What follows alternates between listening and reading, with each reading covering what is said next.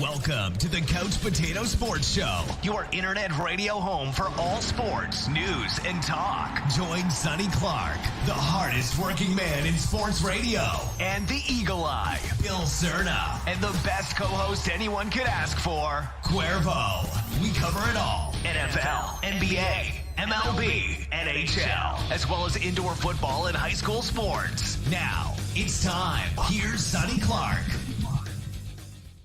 All right, everybody, welcome into the Couch Potato Sports Show. It is me, Sonny Clark, the hardest working man in sports radio, as we are here on our weekly tradition that has kicked off in week number 1 already, raring to go and rocking and rolling.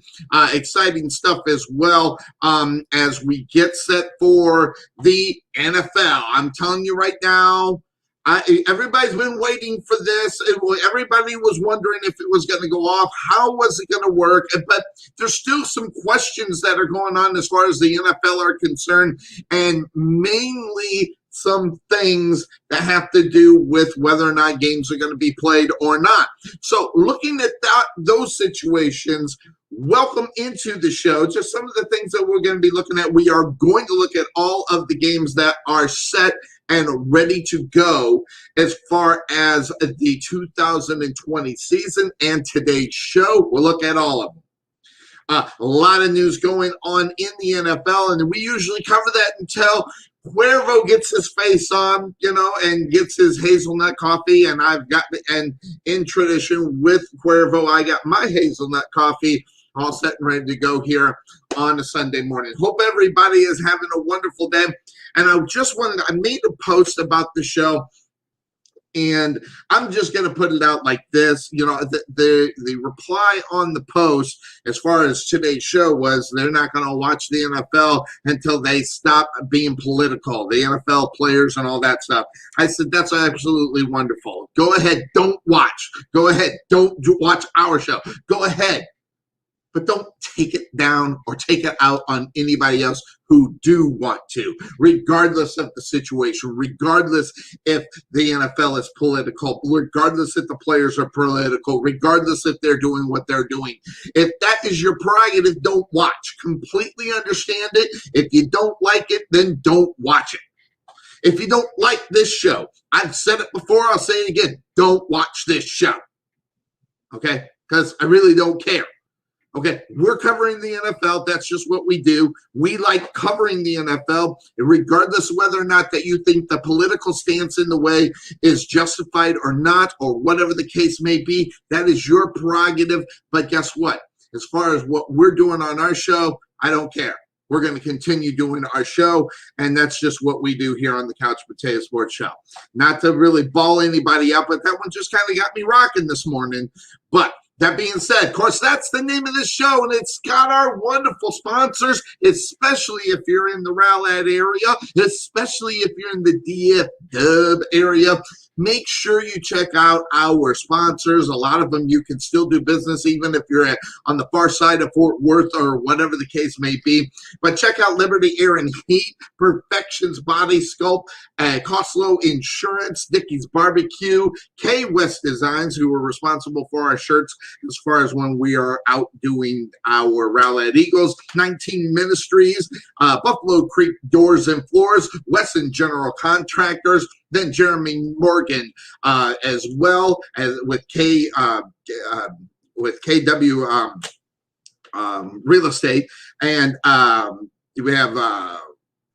I'm just pulling a blank. I'm looking at it. Merchant Masters. It's here and can't get here. Rowlett Foods, as far as your food delivery, don't use Uber Eats, use Rowlett Foods. Appreciate that. Budget Blinds, Karen McKinney and Nest Egg Wealth Advisors. We'd like to thank our sponsors here on the Couch Potato Sports Show and joining us. And again, if you have need, make sure you get on over there, especially my guy, Rick Lucas, over at Nest Egg Wealth Advisors. Check him out, 972-412-6064. I got an R there. I forgot to change it, but it stands for Rick. But hopefully everybody's having a good day, and we're waiting on Cuervo, but let's just run to some of the NFL news that is going on out there. The Minnesota Vikings go ahead and agree to terms Finally, with running back Devin Cook, he reached a 5-year, $63 million extension, and that's according to multiple sources that are out there. So interestingly enough, the Minnesota Vikings, the team that I didn't think was going to have the best season within the NFC, go ahead and they get their guy. And they need that guy. If they are going to be successful, if they are going to make a play for the NFC North title, if they're going to make a play for, heck, even just the playoffs, they need Delvin Cook. See, this is what happens when you're not completely having everything all set and ready to go on a Sunday morning, but, wrestling took away and all right, I'm back. So lots of things going on in the NFL. That being one, Minnesota is a team. I pulled out because where I thought Minnesota was going to finish in their division, I got Minnesota actually in last place. I'm worried about the Minnesota Vikings, even without this signing. I'm worried about the Minnesota Vikings and where they may end up, whether it be as far as the standings are concerned, or even if they make the playoffs. That's always going to be a question in the back of my mind. I want to see what and how they do what they do. So Minnesota, look out for that. Also, in the news, 2 football games are in the process. The air quality over in California and there's still, I don't have any word on whether or not those games are going to be happening. So that's an interesting situation as far as, if those games get played, and if and when they do, how will they put them back in the schedule and go if that's the case. But all indications is that the weather conditions in the NFL, or not necessarily weather, we thought COVID would be the problem. It's actually air quality. So air quality, a big one as far as where they are. And I'm looking up right now, see if there's any updates up on the games. Right now, the NFL still plans to play in California despite those air quality concerns, and this was just put out not more than 15 minutes ago. So whether or not week number 1, the Cowboys-Rams game, as well as the Cardinals 49ers games are the ones that will be working with the air quality issues. And that's going to be really interesting to see how that plays. And then most importantly, does it show, on the TV screen for those that are watching the games? Like I'm going to be watching it. And then the next question, what about NFL Red Zone? What's that going to look like? Interestingly enough, I thought about that situation and where they would be. How is that gonna work? Okay, so I keep moving over. Stay right there, I say. All right, so that being said, the air quality, big story in the NFL. According to the NFL, they are going to go ahead and play. So look out for that as far as that is concerned. So lots of interesting games up on the slate, but we already seen Thursday Night Football and what that was all about as the Houston Texans. It really just, they started off, they were able to stop the Kansas City Chiefs from scoring almost immediately. And then after that point, it was a little bit different. It was all Kansas City Chiefs. And they pretty much ran over the Houston Texans. Now, that also being said, of course, that's the name of this show. We talked about the playoff game where the Texans met the Kansas City Chiefs and just blew that 20-point lead in the fourth quarter. And then they just came and romped them in week number 1. So a double whammy there. That whole coaching situation, how he ends up becoming the general manager in Houston, is always the big question, in my mind, the big question as far as what is the 2021 season has in store. Now, as we get into it, some of the games that are going to be going on outside of the fact that we had the big signing from Cook, just to let you know, if I'm not mistaken, the last I heard, now this is because I had a long day yesterday, and as we're speaking, I'm going to pull it up and see, but Alvin Kamara was close to signing as well. So 2 running backs, yes, there it is. He agrees to the $75 million extension. And so Alvin Kamara is all set and ready to go. He is a happy camper. So look out for that. So 5-year deal worth $77 million. Mark that. $77 million. And I'm not sure about the actual guaranteed money. I will look at that as well. The Bills go ahead and put Josh Norman on injured reserve, keeping him out for at least the team's next 3 games. They got a new injured reserve, that short-term injured reserve, so they pull him out for at least that 3 weeks. How long Josh Norman will be down will be huge. Also, first rounder of the Titans gets pulled over and is arrested for a DUI. Isaiah Wilson was arrested Friday night, and that's according to several reports. Haven't heard very much since then, so that was huge as well. Mike McCarthy on Dak's depression admission. Guys, I want to just basically just touch base on this, okay? There were a lot of reports, and if you are a watcher of Undisputed on Facts, we've seen one guy just jump all over him. A former, well, I don't want to say former. This guy's a Dallas Cowboy fan, big time. The guy came over from ESPN, went over there. His name's slipping my mind. Jay something B. He had a lot to say about it. And guys, I don't know. Maybe I'm just from a different generation. I'm not one about putting my feelings out, especially about something that I'm dealing with. Maybe that's my generation. Maybe that's me. Maybe I'm just an idiot.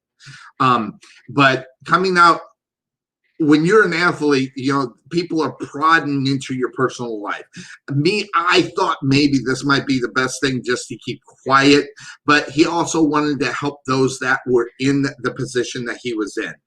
And I can commend that as far as Dak Prescott is concerned. Dak Prescott, unfortunately, and I say unfortunately, has taken a lot of heat, whether it be about this situation, whether it be people jumping on him and things of that sort. But here's what I am going to say. You guys in Dallas are looking a gift horse in the mouth. Dallas Cowboy fans, stop it. You guys haven't had this good of a quarterback, and I can't tell you how long. Tony Romo, by the time all this is said and done, Dak Prescott's going to be a better quarterback than Tony Romo. And I know there's a lot of Tony Romo love. I know there's a lot of Tony Romo hate. But I'm telling you right now, be happy that you got this guy. Because it is not what you think. Dak Prescott has the ability to move the ball better than almost anybody on the NFL squad. I am just saying it. The way the ball moves with him in his hand, I'm telling you, you saw a change in what is going on as far as Dak Prescott is concerned. You really have. And I don't know why everybody is making such a federal case over this deal. I really don't. Why ever the hate for Dak Prescott just simply amazes me. And why it's happening, that's another big question as well. I don't know. I can't even answer that question. But Dallas Cowboy fans, do you know how good you got it? Evidently you don't. Be happy that Dak Prescott is a Dallas Cowboy. Be happy that this guy is on your football team. Be happy that you are finally in a position for the first time in a long time. Listen, if you are a Dallas Cowboy lovers, you always think that they're in, close to the Super Bowl. Now, whether or not that's good or bad, I'm going to tell you that you should be definitely happy that you have got the situation in Dallas that you have. Because it doesn't get much better than Dak Prescott. I'm sorry, it doesn't. Franchise quarterbacks do not come along every day. And if Dallas Cowboy fans hate Dak so much, okay, you might get your wish here soon. You might see Dak Prescott, pick up and go. You might see Dak Prescott but until then, be happy you got him. Because with everything that's going on, as far as this football team is concerned, you need to be extremely happy that you got a guy like a Dak Prescott. You really should. And whether or not you like Dak Prescott, I guess not. It might not be the issue. Maybe you see some things, but God Almighty, you got to be happy that you got this guy. It's gonna be a situation one of these days where he might be taking you deep into the playoffs, and you guys are still, as far as Dallas Cowboy fans, jumping all over this guy, and it makes no sense to me. But they have a game, and we'll be talking about this one a little bit later. The Dallas Cowboys are in the California area. They're going to be taking on the Rams in week number 1. So that's going to be a really kind of a good test for them in reality as they move forward. So that being said, we're going to hop at. Let's take a look at it. We talked about Thursday's games right here. Thursday's game, there's a blowout as the Kansas City Chiefs really handed it to the Houston Texans. Now, some of the earlier games that are going on here, I got to put it out here. This is one I'm very interested in right now, as the Seattle Seahawks are going to be taking on Atlanta in Atlanta. Listen, I like Seattle. I like them a lot. We'll talk about that a little bit later on. But whether or not Atlanta will finally get up off the schneid, will it be a situation where we'll see Matt Ryan finally show up and do what it is? Another game I think everybody really needs to keep track of is the game right below it, right here. That right there. I'm telling you right now, by the way, I'm not picking the Browns, but how the Browns will react to this game right here. What will they do? How will they present themselves for the rest of the season? You're going to get that because they get one of the biggest challenges of the year, week number 1. Remember, no preseason, no nothing. Everybody's going cold. Another one to keep an eye out, the one right below it, is Buffalo and the Jets. Listen, I have the Jets finishing second in this division and Buffalo third. Now, this week number 1 might show me to be an idiot immediately, which that's the way it usually works out anyway. But it is a big game for the Jets. Will that change? Where will Sam Darnold be at that time? Excuse me, Sam Darnold be at that time as far as this. Also, another game that it's going to be huge, and Cuervo is going to talk about a lot, is the Chicago Bears in the Metro Detroit. And again, if we're going to see the rise of the Lions right away, it has to start with week 1 against the team that has decided to go with Mitchell Trubisky after they pay their backup quarterback $20 million to sit the bench. I mean, that just kind of cracks me up as well. Another game of interest is not necessarily because it's anything more so, people are going to be watching how it works right here. Whoa, right here, right there. The Patriots and the Dolphins. Will Cam Newton be the guy? How is he going to play? Will he be able to be the Cam that we knew before? Will he go back to MVP style? That's going to be an interesting game to watch as far as his progression into the 2020 season. But I'm telling you, there's a couple other games. Of course, everybody wants, especially here in the DFW. How do I do this? I got to go right there. And DFW is going to be watching this. Cowboys and the Rams. That air quality is going to be huge. And then Monday, the doubleheader, the Steelers in New York and the Titans and the Broncos. But the game of the week is this one right here. Saints and Tampa Bay. I did not even realize they set that one up for week number 1. I mean, Breeze and Brady, week number 1 of the NFL, with all the things that are going on in the NFL, that alone almost makes it, worth being in there. Again, guys, if you don't want to watch the NFL because you think it's too political and everything, great, wonderful. Don't take it away from the people who don't give a rip about it. I don't care about the political side of it. I'm here. I just want to watch football. And I'm sorry, I know a lot of people, as far as the backing, the understanding, I don't want to get into the political anymore on it. Guess what? The NFL season's starting today, whether you like it or not, or any of that. So look out for that. I'm excited about the NFL season. I don't know about anybody else, but I am excited about the NFL season, where it goes, where its prospect of going. In week number 1, there'll be lots of stories, and then we will see what the backlash of all that is, because that will be in the news. The political side compared to the actual game side. We're covering week number 1 through week number 17 of the NFL each and every week here on the Couch Potato Sports Show. As long as they're going to play, we're going to be up on air. And that's just what we do best. So that being said, this is where we are. We're a little bit into it. We don't have Cuervo in here. Of course, he's fashionably late. He's putting on his face. Of course, that's just the way that whole thing works.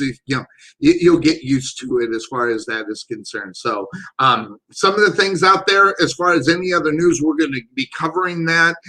Just to let everybody know, George Floyd's family is going to be at the Vikings game. So I know there's going to be a lot of things as far as that is concerned. That's the political side of what's going on, but it is what it is. But interestingly enough, by the way, for Cowboy fans, should be happy. Now, if you never listened to the Couch Potato Sports Show, you don't know I said this, but those that have been on this show, I talked about, everybody was talking about how the Dallas Cowboys are only worth about $3 or $4 billion, guys. And I said straight out, Jerry Jones could sell the Dallas Cowboys easily for $8 million.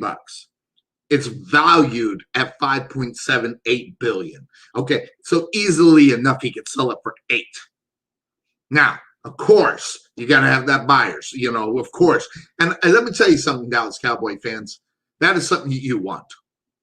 So, Jerry Jones, hopefully someone, because Dallas Cowboy fans are being robbed each and every year with the Jones running this organization. Yeah, I said it. Okay, one of the problems with the Dallas Cowboys in reality, all right, it has to do with the head, the front office, that, the guy that runs the general manager is the guy that cannot get out of his own way. Listen, he built it to $8 billion, okay? Well, 5.7 as far as the value, but selling it for 8. That all is Jerry Jones. The guy is a marketing genius. He's got the brand. He knows how to brand it out, but he doesn't know how to put together a football team. And as general manager, he's having a tough time. Now, he's passed a little bit of that off to his son, but I'm telling you, the way that I think about that is that if he wants somebody, he's going to make it happen, whether his son gets involved and gets it done for him, or whether or not he just gets his, feet wet and decides to jump in there for himself. So that's what we got as far as today's show. Cuervo's getting his coffee, putting on his face. And what we're going to do is we're going to jump into the games, but we're going to do our break here, and then we are going to get into it. So everybody stick around here on the Couch Potato Sports Show. We're going to start covering the NFL here on the Couch Potato Sports Show. We'll be right back.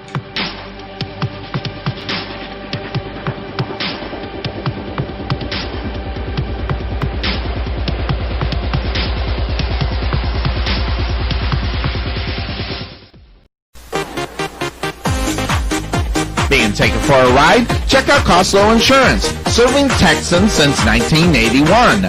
Bundle your home, auto, or business insurance to save a ton. Costco Insurance on the corner of Main Street and Rowlett Road, where we make insurance fun. Or check us out on the web at CostcoInsurance.com, where we always have the coffee pot on. Yeah, but is it fresh? At Nest Egg Wealth Advisors, we have found many people either approaching or currently in retirement failed to truly maximize some of the benefits offered to them, primarily Social Security. It's simply not a benefit that you start receiving at age 62. If you would like a complimentary copy of Social Security Maximization, please give our office a call today at 972-412-6064 or visit us on the web at nesteggadvice.com. Let Buffalo Creek Doors and Floors help you restore your home to its like-new condition. Need a contractor? Let us be your first stop as well as your last. Want to see what kind of work we do? Check out our Facebook page and you can see the craftsmanship you'll receive and expect from Buffalo Creek Doors and Floors. Give Rodney James a call at 214-536-2607 or check him out on the web at www.buffalocreekdoorsandfloors.com. At Wesson General Contracting Incorporated, we're your one-stop shop for all your general contracting needs. So roofing, gutters, sidings, fence staining, painting, foundation problems, or roof damage are no problems at all. Give us a call at 214-200-5588. That's 214-200-5588. Wesson General Contractors, proud sponsor of the Rowlett Eagles radio broadcast. RowlettFood.com. Do you want to have dinner delivered but you don't want to use Uber Eats? Contact someone locally that can do the same thing at a better price and faster. All you have to do is pick a restaurant on the list at the website, tell us what you'd like to order, then check out. Check out RowlettFoods.com. Give us a call at 972-408-8002 or check us out on the web at RowlettFood.com. Liberty Air and Heat. Everybody knows what the Texas Heat can do to your air conditioning and heating systems. That's why you need the experts that deliver the best and most honest service in the Rowlett area. We provide the high-quality air conditioning and heating services that keep you more comfortable when you need it. So contact Liberty Air and Heat at 469-678-9444 or visit them on the web at libertyairandheat.com. Are you looking for a new home? Want to know what your house could sell for in today's market? Then you need to contact Realtor Jeremy Morgan with Ray Hubbard Real Estate Group at Keller Williams Rockwall. Whether you're buying, selling, leasing, or investing, he can help you get where you need to be. That's 214-236-2914. Jeremy Morgan with Ray Hubbard Real Estate Group, Keller Williams Rockwall.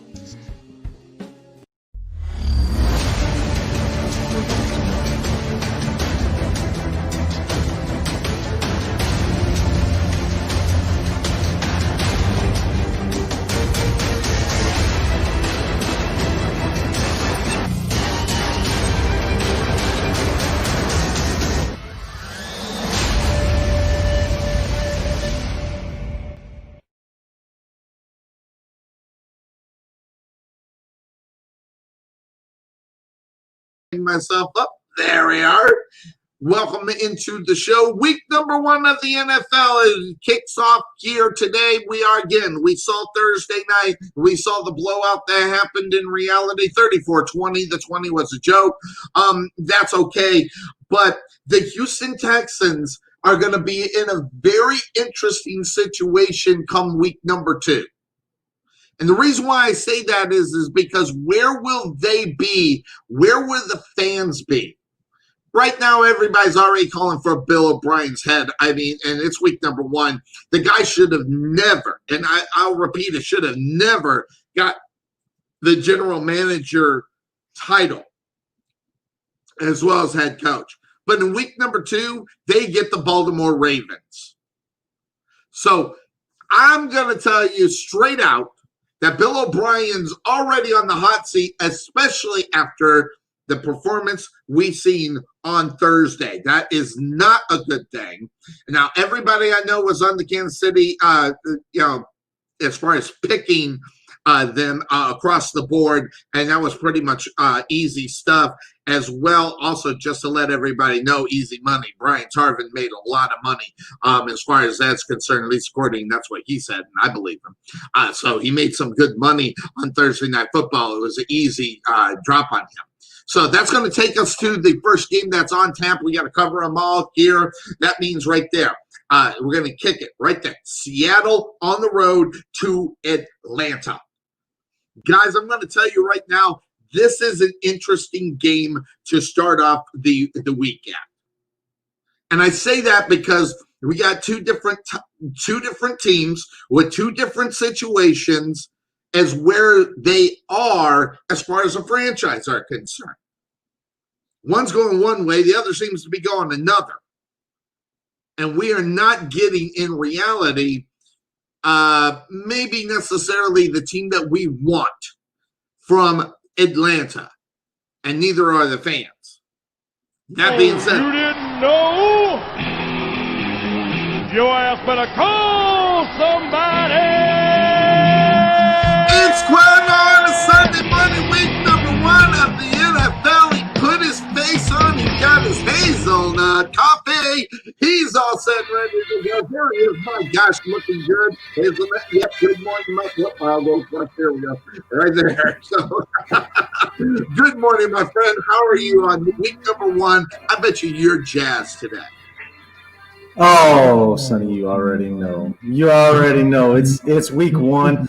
You know, I shared the stream, obviously, and what I said was, you know, that week 1 is here, and you know, it's true. Like, I'm just very, you know, humble and blessed and fortunate, thankful that we are going to have week 1 in the NFL, because every other sport, they delayed their seasons or they postponed their seasons. But the NFL decided that they were going to stay on track and that they were going to go according to schedule. And, you know, let's just all be thankful and cherish this, because we didn't know if it was going to happen. So my point is, Sonny, it's a different feeling. Like, normally, you know, we're excited about it, but really there's more to it this time. It's like you're excited, but you're also just thankful that we have week 1 in the NFL.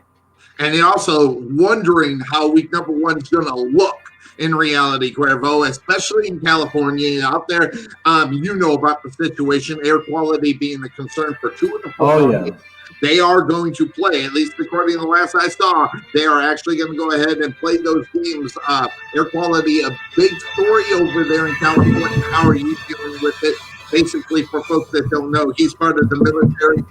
How are you dealing with that in California, and how do you think it will play into the NFL game? Well, a lot of the fires are up near, they're not in the Bay Area. It's more in the Sacramento area, which is about roughly an hour away from San Francisco, which I don't know if San Francisco plays at home today. Yes, San Francisco and the Cardinals, and it's the Cowboys in L.A. to play the Rams. Okay, so I'll tell you right now, L.A., I was just there yesterday, actually, and you could smell smoke and you can see some smog.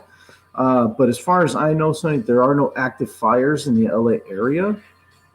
So I think they'll be safe to play there unless there's a concern with, like you said, the air quality itself. But as far as actual fires in the area, there's no threat that I know of. There's more of a threat up in San Francisco. You saw the pictures of the Golden Gate Bridge and the orange sky because of the all that's going on there. So most of that is happening up in the San Francisco area, and air quality is more of a concern up a little bit north in that San Francisco area, more so than LA. I think you're correct. So it'll be interesting to see how that plays. And you know what's also interesting, before we jump into the first game that I threatened that we do, how will the NFL Red Zone look? I mean, I don't know about you. Since this whole thing was going on, I'm just wondering how NFL Red Zone is going to do their thing. Is it going to just be business as usual, or whatever the situation is there? Well, I would think it would be business as usual, because if you notice the way the setup is of the NFL Red Zone studio with Scott Hansen, he's by himself, and you got the producers behind him. So, you know, I guess the way you could look at that is social distancing is already a thing for that show, because he's standing up there by himself. So there is no, where he's gonna, there's going to be less of a show host or whatever, because it's just him anyway. So I would like to think that really not a whole lot's going to change, but I guess we'll have to wait and see. Definitely. That's going to take us to our first game that's up on tap. Seattle is going – well, mark that. Let me just hit this button. Seattle is on the road. They'll be taking on the Atlanta Falcons. And the Atlanta Falcons are a football team that, is the Jekyll and Hyde of the NFL since the Super Bowl debacle. Since the hangover has been going on a long, long time. But we still got Matt Ryan at quarterback position for the Atlanta Falcons. Falcons. Seattle, I'm telling you right now, as far as my pick in the NFC, just off of what I think I know, which is not a lot because let's be honest, we didn't get any preseason. We didn't get but in the NFC, I'm sorry, it's not your Chicago Bears that I think is going to make an NFC championship game. The Seattle Seahawks, I think, are going to make a NFC championship game. Now, whether or not they make it to the Super Bowl, that will be determined, and we'll see how that ends up running and how they play through week 1 through week 17. Now, going to that game, they're going on the road. They're hitting up and going to Atlanta. And Atlanta, nice football field, nice, fan friendly. But I don't know what that situation is with the fans. But as far as the talent is concerned, all around, I was looking at the talent and the squads and the depth charts and everything else, and I see a lot of good stuff on both sides of the football field for both of the football teams. But it's going to have to start off week number 1 with consistency. And right now, what we've seen in Atlanta, we haven't seen consistency. We have not seen progression of football to make your football team better. We've seen that on the other side, at least in the past from the Seattle Seahawks. Right, and I guess to defend the Atlanta Falcons a little bit, I think what you saw last year with Atlanta, the issue that they had offensively was there was no consistent running game. Devontae Freeman gets hurt. Tevin Coleman leaves and he goes to another team. Ito Smith, I think, was in and out of the lineup. So there is no consistent running game with the Atlanta Falcons last year. Now they signed Todd Gurley. Yes. And, so I'm going to be interested to see how they use him, how much they use him, because obviously there's a reason that the Rams got rid of him. Aside from the money issue, Todd Gurley, he couldn't stay healthy after he got that big contract, coincidentally. So it's just going to be interesting, Sonny, to see how much they implement Todd Gurley into their offensive scheme. I personally think, you might as well try and get your money's worth out of him. If I'm not mistaken, I think they only gave him a 1-year deal anyway. So this is a trial run for Todd Gurley in an Atlanta uniform. So I think Todd Gurley should be rejuvenated. He should be motivated. He's back in the state of Georgia where he played his college ball. So, I mean, if I'm Todd Gurley, I'm excited for this opportunity, and he should make the best of it. I mean, he's playing with a lot of talent on that team. You got Matt Ryan, you got Julio Jones, you got Calvin Ridley, you got Hayden Hurst, who they signed in the offseason at tight end. So Atlanta, as usual, as we always talk about, something, they are loaded offensively. It's just sometimes they find they have struggles putting it together. So I want to see if Todd Gurley is going to be the difference maker. Maybe they just needed that consistency again at running back. Because if you remember the year that they went to the Super Bowl, Devontae Freeman statistically was one of the top 5 running backs in the NFL. Yep. So, I don't know if Todd Gurley can be that guy.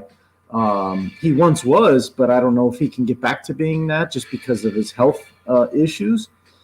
But if he's strong and he's healthy and he's remotivated, rejuvenated, I think there's a potential, and we like to use that word on this show, there is a potential for him to be top, I'll say top 10 running back in the league this year. And like you said, they didn't lose any money on this. I mean, my God, yes. No. The 1-year deal is the money they lose, and that's it. They don't have that long-term thing that they got going on. And whether or not, I think about Todd Gurley, I think about a guy that, gets his money and quits on his team. That's what I think about Todd Gurley. Now, I don't know about other people or other fans that are going, that look at Todd Gurley and decide who they think he is. But I'm going to tell you straight out, as far as what I see, I got to see it on there before I start trusting Todd Gurley. Now, I'm not the one that forked out the money for him, all right? But I think the way they forked out the money was the right way to do it. That way, if they want to cut bait and go away and say, it's the same old Todd Gurley, we are not getting what we would have wanted to get with the money that we are paying, this is better to go ahead and cut bait and move on. And That also being said, when you're looking at this football team as far as overall product, especially on the defensive side of the ball, Seattle's got to beat him down, even though Atlanta's got that defensive head coach that is supposed to be able to bring this team together, at least defensively. Whether or not that he's going to be able to do that, that's fine. There's two different mentalities going into this game for the Atlanta Falcons, which is, number one, is that offense going to be able to get over the Super Bowl hangover? It's been lasting for a very, very long time. And then secondly, whether or not that they'll be able to put that defense together to stop the offense that's going to get from Russell Wilson. And again, Russell Wilson is the kind of guy that is going to be able to put himself in a position, okay, whether he's going to stay in the pocket or use advantage of his feet. And that is the reason why Russell Wilson is better than Deshaun Watson, better than Jackson in Baltimore. He knows how to use his brain more so when to do it compared to how he's going to do it. He's got all aspects of the offense. When you got these young cats doing what they do, they think general right away. And Wilson has the ability to think of it as a whole. I think the advantage is definitely on the side, at least in this game, as far as the quarterback is concerned, with Russell Wilson. I expect a big game for him. I'm all over the Seattle Seahawks here in week number 1. Who do you got and why? Yeah, I like Seattle too, Sonny. I think that, real quick on Russell Wilson, I agree with what you're saying. But I will say this: Russell Wilson was kind of like a Deshaun Watson was at the beginning of his career. I think what Russell learned over the years, though, is patience, and I think that's what you see with Russell Wilson now. You see patience in the sense of he waits for things to develop. Yes. If you notice, he will sit in the pocket as long as he has to before he goes to escape. Young Russell Wilson, I promise, if you go back and you watch, from his second, third year, he was not as patient as he is now. And I think that comes along with trust in your offense like you were talking about. So I think once this, Watson and Lamar Jackson have a couple more years in the league, I think you'll start to see them be the same way. But I think that's what Russell Wilson learned over the years, is to just be more patient and trust in the rest of his team. And you hear him talk about that all the time. So I think that's the big difference now with Russell Wilson than 5 years ago. So I think that the quarterback advantage today is definitely Russell Wilson. I think Wilson's going to be an MVP candidate this year, Sonny. And I know he doesn't have the big name weapons, but you don't need them. I mean, who was the best receiver for the Baltimore Ravens last year? And Lamar Jackson won MVP. So exactly. So you don't need. Great point about that as well, because Russell Wilson kind of has that situation as far as his who's he throwing the football to. Not a lot of great big names pop out. It's all about your quarterback play in the NFL. Everybody knows it now. Whether or not how they build on it and how they bring those guys in, and get this, Cuervo, we talk about great quarterbacks. What do? They make household names from guys that you've never heard of or never thought you would hear of. Austin Collie is one of the names that I think about as far as your boy Peyton Manning being able to bring out. No one ever heard of Austin Collie. That guy was a bad man. But obviously that was with Peyton Manning to be able to throw the football. And I think that's what we'll get with Russell Wilson today. He's going to find his guys and make superstars out of them. And before you know it, we're going to be talking about how good his wide receivers are for that football team. Yeah, and he's got solid guys. I mean, you talk about Tyler Lockett, DK Metcalf. Don't forget they signed Greg Olsen at tight end. So and they got, yep. I like it. I like it a lot. So I'm all over Atlanta Seattle over Atlanta here today. So that was one of the most interesting games because more of the fact I want to see where Atlanta is. I want to see what the mentality of Matt Ryan at the quarterback position will be for their football team. I won't destroy this guy if he has a bad game because it is Seattle, but they are at home. They should hopefully be able to at least be able to generate something from that. We'll find out how the crowds will affect these games are also big. How many will be in the stands, if any? And so there's a lot of questions. And I don't even know about what the fan situation is all over the NFL. I don't know if they're letting them in Atlanta or not. But it is what it is. It is okay. The NFL in 2020. So, all right. So just for everybody to know, Sonny, for those that don't know, the only two games that you're going to see any type of crowd in was Kansas City that played Thursday, and then your boys down in Jacksonville. Those are the only two games that you're going to see some sort of crowd. Everyone else is going to have empty stadiums. I did not know that. Thank you for updating me on that, Cuervo, because I had no clue. Mm-hmm. I was going to check and see what Red Zone was going to bring us. And that was another question for how the games are going to look coming from Red Zone, not necessarily from Scott Hansen, but from the stadiums and things like that. So we'll keep an eye out on that. Another game that we're going to move on to the next game because I think this is a very interesting game. Week number 1, as Baltimore is going to go on the road, they'll be taking on the Cleveland. Baltimore is at home. Cleveland is actually on the road, and I think we're going to get a good matchup week number 1 of the young quarterbacks, and we'll find out. I hate to do this, but in reality, it's all about quarterback play here, but one thing I'll just kind of look at Cleveland and give them a positive at. The weapons that Baker Mayfield does have, I think, are more on Cleveland's side. So whether or not Baker Mayfield shows up for the game is going to be the big question in this one. If he can go out, be the quarterback that everybody expects him to be, instead of this cocky, go back into the Chicago terms of McMahon, the punky QB.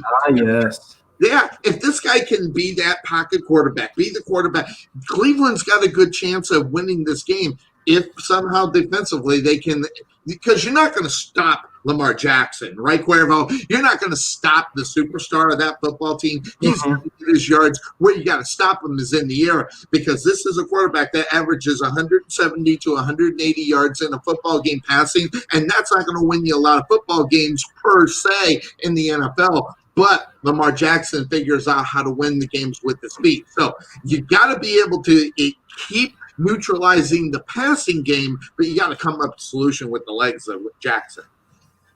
Yeah, I mean, and the only way you're gonna even come close to doing that, just because of how fast Lamar Jackson is, you're gonna have to spy him with either a safety or a linebacker that has is a little faster than your average linebacker. So that's the only way you're gonna even come close to containing Lamar Jackson with his legs. So, but I think there's so much focus on Lamar Jackson, Sonny, that I don't think they're really that's not even really going to be the focal point of the Ravens offense today. I think you're going to see a heavy dose of Mark Ingram. That's what I think. I think you're going to. So. I agree with you. I'm sorry. I hope I didn't cut you off there. No, you're good. Right. I mean, listen, if you have a one-headed monster, we already know you have it. If they can figure out how to get the ball to Ingram and let him run the ball, and him being successful on first down as far as this game is concerned, we can probably see how their game plan is going to be throughout the season. I agree with you 100%. As far as Baltimore winning this game, I don't necessarily think it's about Jackson. I think it's definitely about Mark Ingram and what he can bring to the game. Listen, the Baltimore's defense is going to be able to stop this offense if Baker Mayfield is the same Baker Mayfield we've seen in the first 2 years. Unless Baker Mayfield comes in with a different attitude, with a different strategy, Baltimore will stop him if they keep continuing what they do. If this is a real turnaround on Baker Mayfield, if this is the new guy that we're going to see, the new face of the Browns, that professional quarterback for this football team, franchise quarterback type of guy, he's got to be different than what we've seen in the first 2 years. No, absolutely. And, come week one, everybody always says that, oh, yeah, everything's, things are different this year. I'm in with a new attitude and then by week 3, they're the same guy that we've all learned to know. Yep. And that's not just at Baker Mayfield. I'm talking all quarterbacks, all players, So unless you've really made a change in your life in the offseason and you've, I haven't heard any bad things about Baker in the offseason. Have you? And maybe it just went over Sonny's head. I don't know. But I haven't heard anything. And that's a good thing, by the way. Not hearing about Baker Mayfield in the offseason, regardless whatever it is only good for Cleveland in reality. No, absolutely. And look, I mean, I'm not trying to say that Baker Mayfield is a troublemaker. I mean, we all know he had his little antics in college, and even those things, I don't think were really that noteworthy. Posting the flag in Ohio State, like, I mean, come on, you're in college, you're just having a good time. You win a big game, you're emotional, like stuff happens. So, yeah, but I mean, as far as Baker Mayfield in the NFL, yeah, I mean, I haven't. There's really. The most negative thing you can say about Baker Mayfield in the NFL so far is that he's underperformed as a number 1 overall pick. Absolutely. That there's really nothing else to it, Sonny. So, that's not really to say that he, like you said, is a bad person or he's a troublemaker or he doesn't deserve to be in the league anymore. No, he just needs to work on mastering his craft in being an NFL quarterback. And you've had extra time this year to work on that craft. Yes. Now it's time to go out there and we're gonna find out, did you utilize that time wisely? Did you use that extra month that you got to work on things with your receivers or work on your focus a little bit better or study the playbook and we're going to shut up. Well, and I think that's for a lot of quarterbacks, Sonny, and even my guy in Chicago, he's going to have to put up or shut up too, and we'll get to him later. But look, there's no excuses for Baker Mayfield. He's got a plethora of talent around him, from Odell Beckham to Nick Chubb to the guy that they have at tight end, David Njoku. So Cleveland has the talent on that team offensively. Can they put it together? Can they execute? And week 1, let me tell you, it's no small task. The Baltimore Ravens are a phenomenal defensive team. So I think if the Browns can put up 20 points against the Baltimore Ravens defense, I think that is a positive, even if they lose the game, which they probably will. If they could put up 20 points against that defense, I think they should feel good about the direction that they could potentially go offensively. I think the Ravens win, and I think they win big, Sonny. But I think if they can put up 20, I think you got something there. I think think about this, Cuervo. New head coach over there, and Kevin Stefanski. He's got to go in. This guy also changes the offense, and as far as what he brings, he utilizes the play action a lot in games. So, which, by the way, is something that Baker Mayfield needed to sell a little bit better. I don't know if you knew it, but you always knew what was going on. The play action was never something that was Baker's, like, you could look at him and go, wow, look at that play action. He just didn't do it. So with the fact that Stefanski kind of likes that kind of thing, he's got to sell it better. So that's going to be huge for him as far as that is concerned. Now, you look at the Ravens again. They cut loose. Earl Thomas is gone, so he's gone. But you still have the reigning MVP. That should be good enough to get this job done. And I think as well, get double digits as far as the victory is concerned as well, at least according to what I'm seeing on my notes here. So, Baltimore now trying to send the message that we are the team to beat in the AFC or in the NFL. It has to start with week number 1. And this is a division game. I love this division game, week number 1. And then we can find out. And then week number 2, how the Browns will react to if they lose, how they will react to it, and what like we said, put up or shut up kind of thing. How will they react to week number 1 and then go into week number 2? Will they be the sulky Cleveland Browns that can't get around?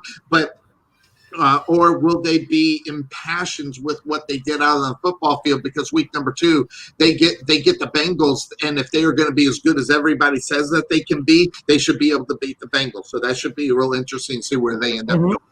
As far as that is concerned, the next game up on tap, right here, the Jets and Buffalo. We talked about it in the when we were breaking down the divisions of football. Cuervo, I had finishing second in the NFC or the AFC East was the Jets over the Buffalo Bills. You know who I'm picking based upon that, as far as that's concerned. I think the Jets have to show up, because if they don't show up, first of all, they make me look stupid, which, by the way, that's not very hard. It's just what it is. But I will tell you straight out right now, if the Jets are going to be that team, it's okay that they lose the game. It's how they'll lose it. If they get blown out of the water by Buffalo, I'm going to be thinking, oh, my God, I did the Denver Bronco deal again. But at least I didn't have them winning. That being said, I'm actually really looking forward to this, because I want to see where Sam Darnold is. I mean, right now, if you think about it, for the first time in reality, the Jets aren't the redheaded stepchild of the NFL. Okay. Cleveland has that. The Jaguars have that, kind of going on. But the only problem is that, when you have, and the bad thing for the Jets is when you have rumors circling that if Adam Gates is not successful within the first 4 weeks, he's going to be canned, and then the Jets are going to have to start basically all over in week number 4 or 5 when they finally do it, if that success is not there. Now, if Adam Gates is any good, as they say that he is, what is he, the quarterback, whisperer, or at least offensive mind whisperer? He's got to show it, and he's got talent, and I love this guy. I am telling you right now, the whole thing, think about this as well. When the Jets started out this season, they have a lot of progression. They got a lot of momentum on their side, because everybody's got that momentum in week number 1. So the offseason gives them a little bit of encouragement but the fact they lose Jamal Adams and being traded is a big time hit. It happened a couple of days before I made my pick, but it wasn't necessarily the reason why I picked them. It was more in the fact that Sam Darnold needs to get out of the gates and have a good season, or we'll see him traveling and become maybe slotted into that backup quarterback role. Yeah, and I mean, I really want to believe that Sam Darnold's going to take his game to the next level, Sonny. Yep. It's hard to do that, though, when you really don't have people around you, and because I mean, they have Le'Veon Bell. He's a phenomenal running back, right? And that's only going to take you so far, though. Like, who's he going to throw the ball to? I mean, Anunwa. I mean, Anunwa. He's one of those on and off type receivers. No, there's nobody there. Yeah, so I mean, I know. I'm so liming on this one. I'm out on a limb. I am. I'm out on a limb on this, and I even know it.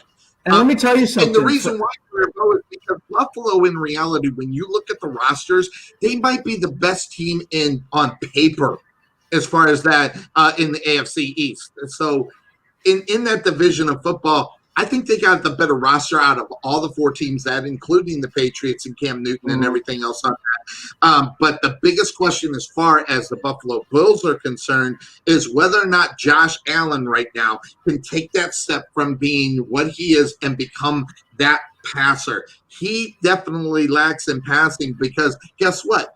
He can use his feet as well. And look out. As a matter of fact, he is really good at it. And the timing of when he does it is what makes the difference between a run-first quarterback mentality. He can break it down and then decide to run, which is really a good thing for a quarterback as long as your guy don't get hurt. And that's one of the things I worry about as far as Josh Allen and his progression as a quarterback is that sooner or later he might have to run the ball. Will the breakdown cost him an injury? And that's the biggest question I have for him.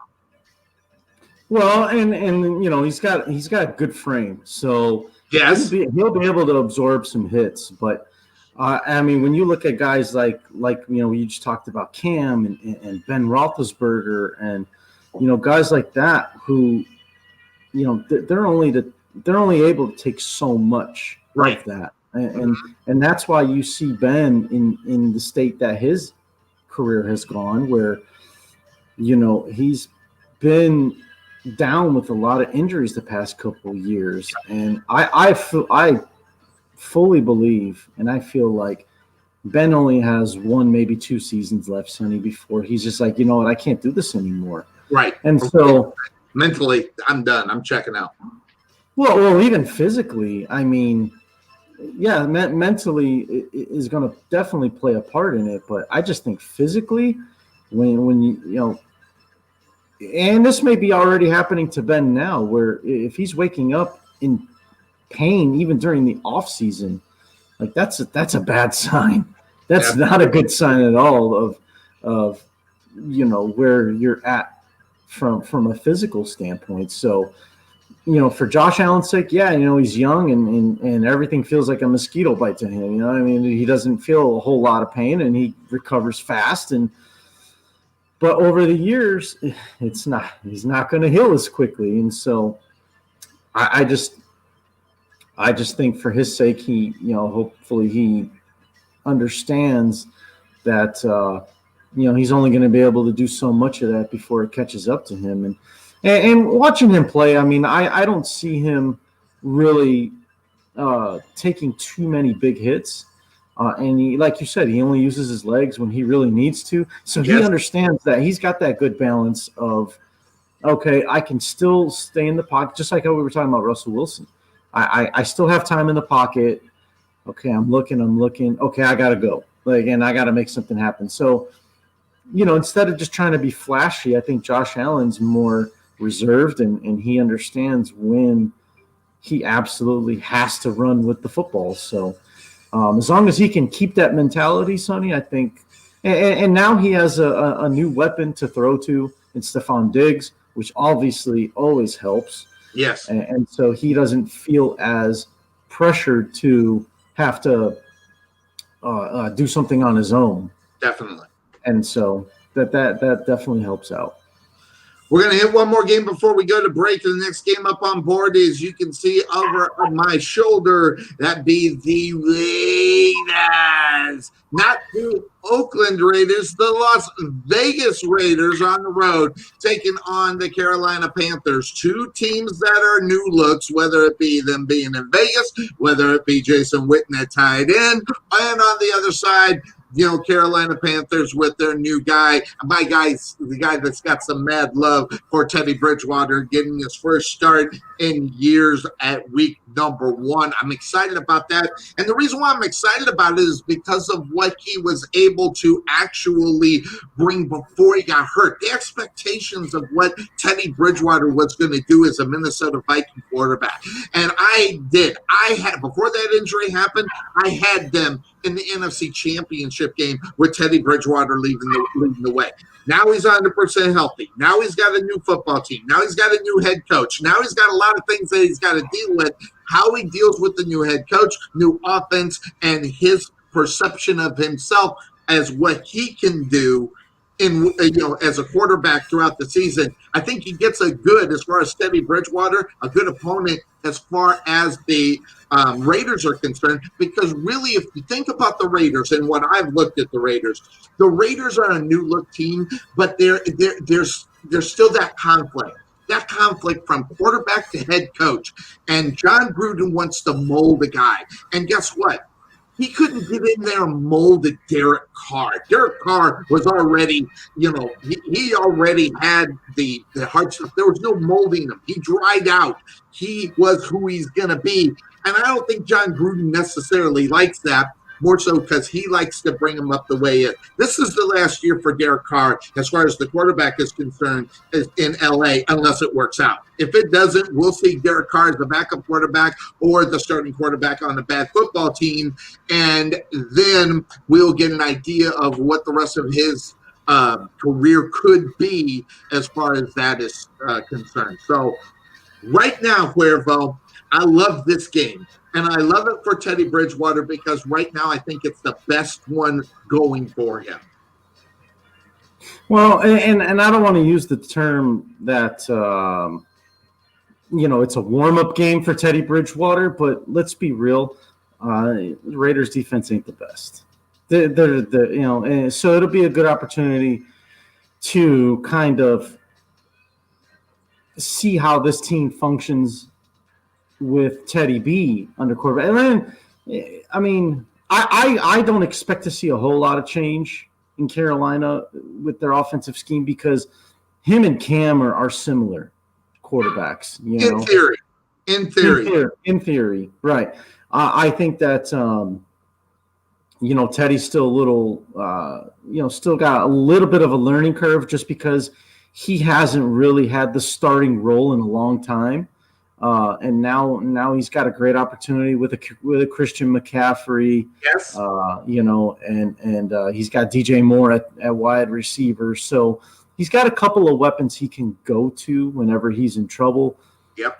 But as far as I want to know where Teddy's mindset is, because here's the difference. But you got to get the ball to DJ Moore, Cuervo. And you look at if you looked at the roster and you've seen what was going on there. Obviously, you got to get the ball to Christian McCaffrey. That's automatic. But someone else has to happen. Something else has to step forward. And DJ Moore is that guy. Last year when you think about what the Panthers had, he had 1,175 yards receiving, and he had a chance to make the leap to stardom, but that was with Cam Newton at the quarterback position.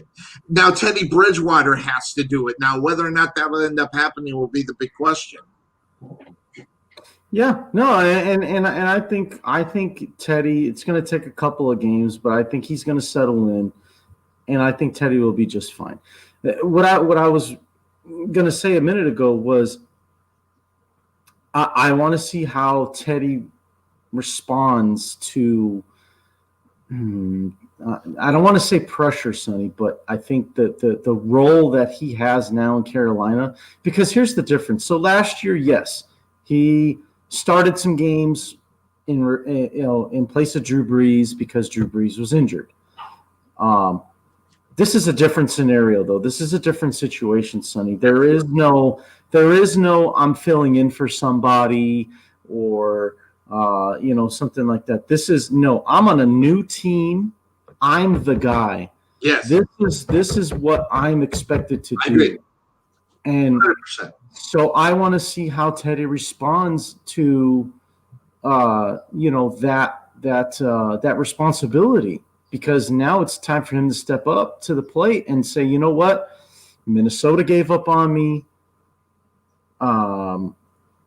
Did he go somewhere other than the Saints? Was he somewhere before? Yeah, he was a backup somewhere. I forget what it was. He went to Minnesota. He was in Jacksonville. Was it Jacksonville? Okay. So you know what? Whoever it was before the Saints, they gave up on him. The Saints gave him opportunity. He took full advantage of the opportunities he was given in New Orleans. So I'm sure he's very grateful for that. But now it's his time to show everyone that the Vikings made a mistake, and Yes. whatever the other team was, we'll look it up during the break, that they made a mistake by not giving him that shot again. And I agree with you, Cuervo, and main reason in as far as where he was, and by the way, he didn't go anywhere. I was what it was I had in my mind. I was wanting him to go to Indianapolis or Jacksonville. Those were the two places I wanted him to go to. That's what I had in my brain. But think about this, Cuervo. In 2014, as the new rook, okay, he went out, he was pretty successful, 2,900 yards passing the football, 14 touchdowns, and 12 interceptions. The passer rating was not very high. It was 85.2. And then next year after that, he was injured a little bit, but he had a good season. He passed for 3,200. Mark that. He wasn't injured because that's when he got injured in training camp in 2017. 3,231 yards, 14 touchdowns, on only 9 interceptions. So he dropped his interception rate by 3, and his production went up as far as a quarterback rating of 88.7. And you see a slow progression, and that's where I thought that Teddy Bridgewater could be. But 2017, that injury really, really, really killed him. And in the NFL, guess what happens? Out of sight, out of mind. That's what happened to Teddy Bridgewater. Mm-hmm. Okay, yeah. He couldn't get back up on the field because they grabbed up Kirk Cousins and paying them an astronomical amount of money, and he wasn't going to get back up out on the football field because of that move.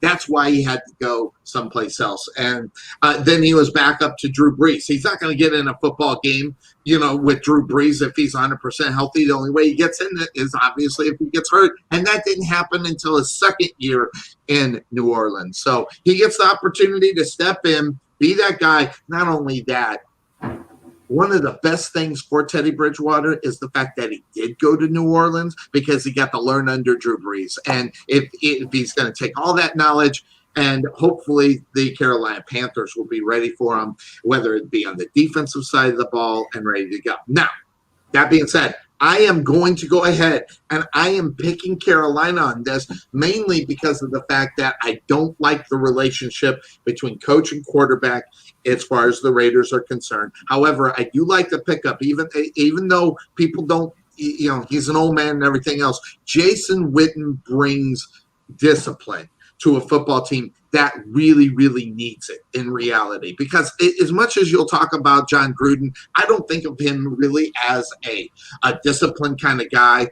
I think of him as a disciplined kind of guy getting on the guys that should lead that locker room and lead it instead of John Gruden having to do it. Yeah. I mean, you're right, Sonny. I think that the Raiders still have a lot of work to do as far as what Gruden is trying to implement there. I just think it's not going as fast as everyone was expecting, as far as the changes that are being made. And I'm curious to know how well these guys are responding to what Gruden's trying to implement, because you know how it is now. These old school coaches that try to implement their old school ways. Yes. When you have this younger generation and their mentality, it doesn't mix. So I'm wondering if there's a disconnect there between Gruden and these young players that they have. Agree. And maybe that's what's slowing down the plan that Gruden had to fix what was going on with the Raiders. And you're right. I mean, I think Derek Carr thing, that's a whole separate topic, as far as what the problems are with the expectations. Yes. Yeah, in Las Vegas, since they're Las Vegas now. But I don't. I think that, like you said, I mean, I just think that there's still a lot of disconnect there.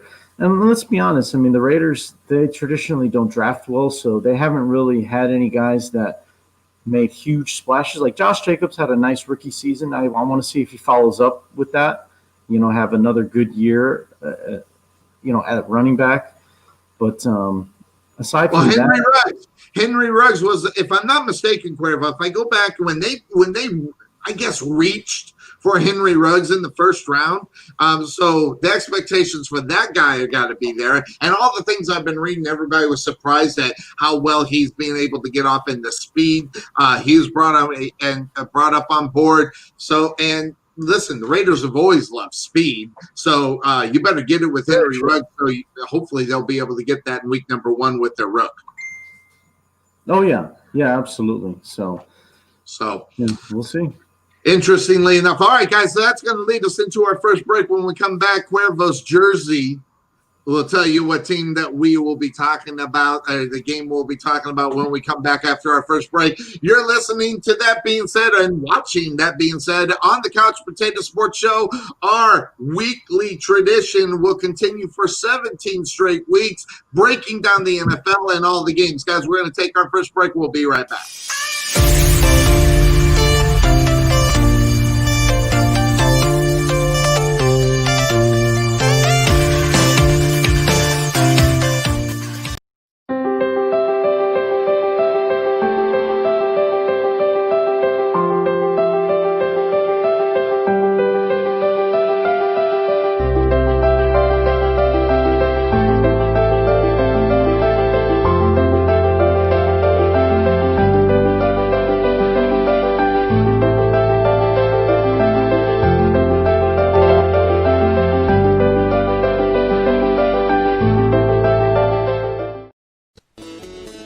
There's nothing that beats good home-cooked barbecue. Since 1941, whether you want real Texas brisket, Virginia ham, southern pulled pork, or fall-off-the-bone ribs, Dickey's Barbecue is the place to go. Come visit us today at 5701 President George Bush Turnpike, Suite 110 in the Target Shopping Center. For lip-smacking, rib-tickling, knee-slapping, foot-stomping, great-tasting barbecue, come see us at Dickey's Barbecue today. Landon Huey, and 19 Ministries. One of the things we want to do is Rowlett Revival, and we know that there are a lot of hurting and broken people across the city. Bring in a guest speaker, and he's just going to share the love of Christ, and we want to connect people in the city up with churches. So make sure you contact Landon Huey at 19 Ministries at 972-835-8665, or check him out on the web at 19ministries.org or uniterowlett.org. Find out how Merchant Masters DFW, specializing in small business companies, can help you save money and protect your customers' information with our credit card processing and point-of-sale system, including financial savings, lowest possible rates, superior technology, and improved support. Or contact John Beeman, Merchant Masters DFW, different from all the rest.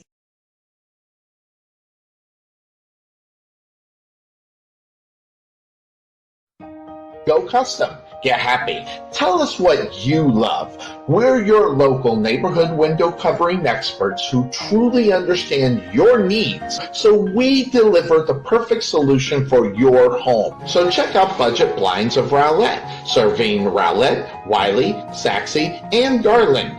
Give them a call at 972-722-9300. Budget Blinds of Rowlett, where we listen to our customers' needs. Ever want to know why Bill and I look so good on our broadcast? Check out K West Designs on Facebook. You can take a look at our pictures and see the quality of the work that comes from K West Designs, especially if you have a special occasion. Just get on Facebook, look up K West Designs right in the search bar, contact them directly for questions or anything that you may have regarding your personal design. Let Buffalo Creek Doors and Floors help you restore your home to its like-new condition. Need a contractor? Let us be your first stop as well as your last. Want to see what kind of work we do? Check out our Facebook page and you can see the craftsmanship you'll receive and expect from Buffalo Creek Doors and Floors. Give Rodney James a call at 214-536-2607 or check him out on the web at www.buffalocreekdoorsandfloors.com.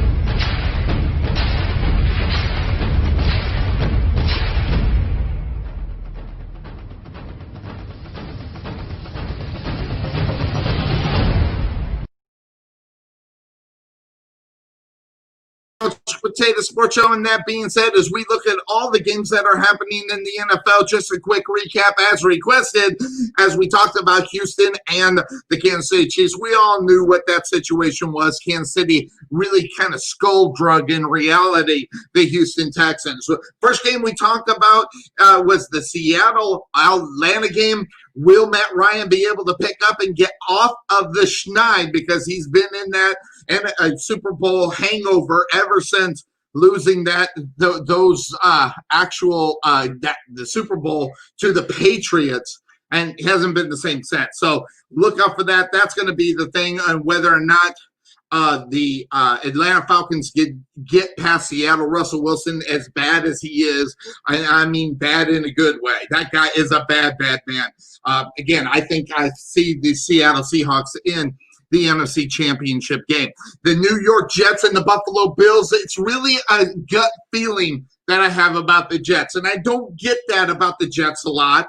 Cuervo completely disagrees, and I can see why, because, again, on paper in the AFC East, really, if you look at it, the better team is Buffalo.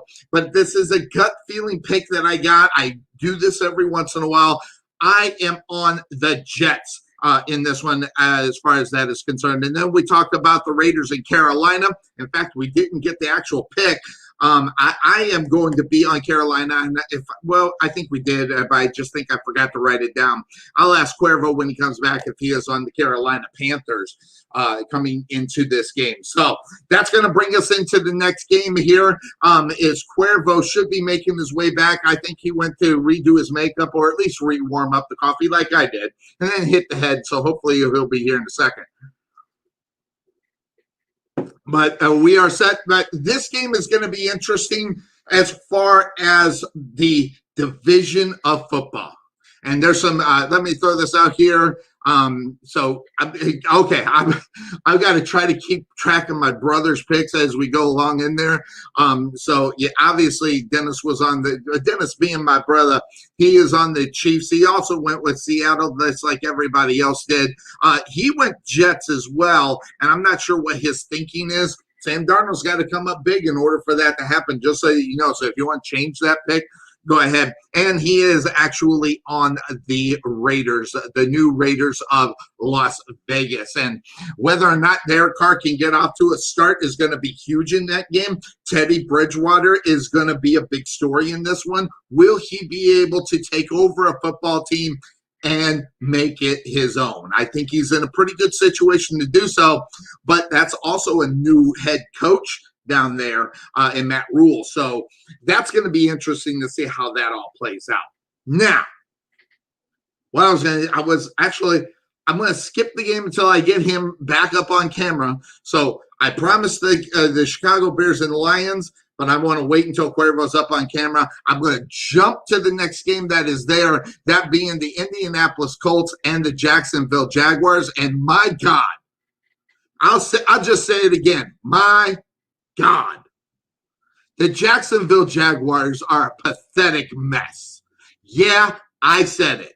Yeah, it's my team. Yeah, the Jacksonville Jaguars are the worst team in the NFL.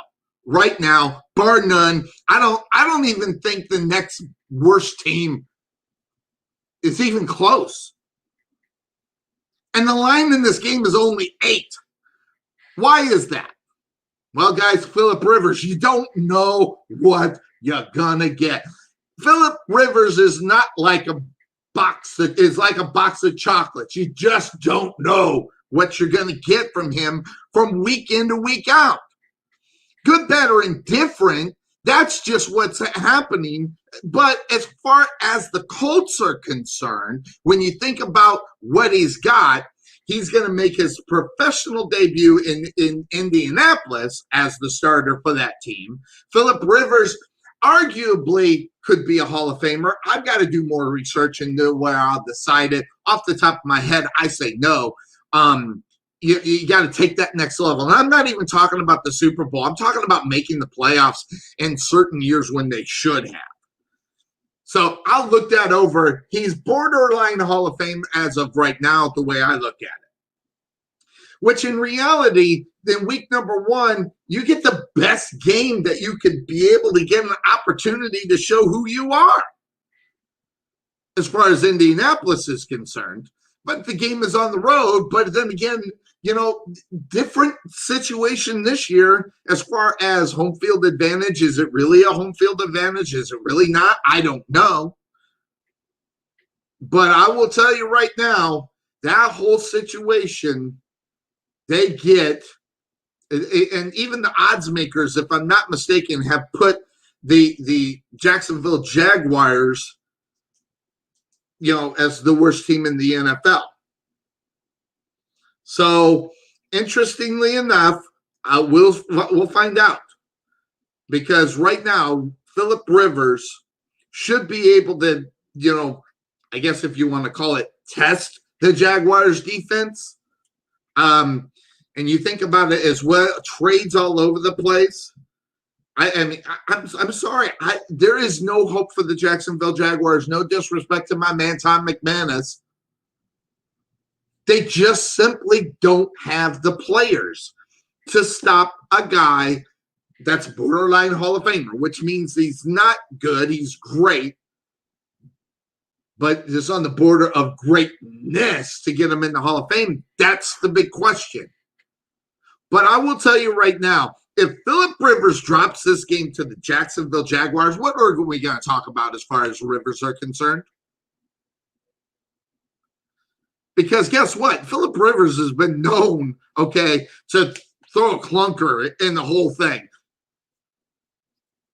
He's got the capabilities of being a Mustang GTO, but if you don't change the spark plugs, he can just kind of chunk around. And really, at this state of his career, Philip Rivers can't afford that. They need to go out and wall up a team that has no chance of beating them in reality. This has to be Philip Rivers, who, think about Tom Brady is playing for a new team and spend his whole team on another one, for almost 20 years. He's got to go out there and do it. Now, you think about what happened with Schobert coming over from the Cleveland Browns to the Jacksonville Jaguars as a free agent linebacker. We need to see that. We need to see that step up. And then take that step in reality. If you remember in the past, there's been some situations with guys that, have a really bad, tackling. Schobert was one of them sometimes. So, but the combination of the, sometimes choking Schobert's tackling on the defensive side of the ball and Philip Rivers is going to be the big story in this game. My brother's going to go ahead. He's going to go with the Colts in this one. I'm going to go ahead and pick the Colts as well in reality. Oh, he's in shutdown mode. Okay, I got it. So that being said, This game right here on CBS, Jacksonville at home. Interestingly enough, evidently they're going to have fans out there, I guess. Is it when guys move from one team to another, it's obviously hit or miss. Phillip Rivers needs a hit. He needs a hit for his career. He needs a hit for his football team. All around, Phillip Rivers has always had the tools to do what he needed to do at the quarterback position. The guy could throw the hell out of a football. But then again, this is a guy that knows how to throw the clunkers in there every once in a while. Good, bad, or indifferent, I'm going to tell you straight out, it's not the best thing in the world for the Indianapolis Colts to come out of the gate stumbling with a Phillip Rivers. You don't want to go into week number 2 going, God, did we get the right guy? That is not the way to start out week number 2 of the NFL. And especially in this listen, I can go back, and I'm just going to go back to our predictions. Okay? This year, we're seeing a lot of things that can happen because of what's going on with COVID, because we had no preseason. We have some guys that have chosen not to play because of the COVID situation. And now teams get an opportunity maybe to slip up. It's one of the reasons why I had the Jets move up. But you look at some of the other divisions of football, could there be any change? Now, Cuervo has Cleveland in 3rd. I got him in dead last. Okay? But the other division of football is the division of football that the Jaguars play in. I have them finishing last, but all 3 of these other teams could be vying for the AFC North title. And they got a lot in common, those 3 teams. Houston, coming off a huge, huge loss. I picked them to win the division. Cuervo went with Tennessee. But really, if you think about it, he was thinking about moving Houston down to 3rd, which after that performance on Thursday night, maybe I got to ask myself the question, was he right? This division of football in the AFC. Now, if Jacksonville gets off with a quick win against the Indianapolis Colts, I think it's going to throw a big-time monkey wrench in what is going on as far as the games are concerned in that division of football. And then we got to look to week number 2 and see how long it will last. But as far as Indianapolis is concerned and what they're able and capable of doing, you got to be able to see how – listen, you think about it. If the Colts don't win this game by 2 touchdowns, it might be a long season in reality for the Indianapolis Colts. Unless they're just not in sync. And that could be the question. Where are they as far as being in sync?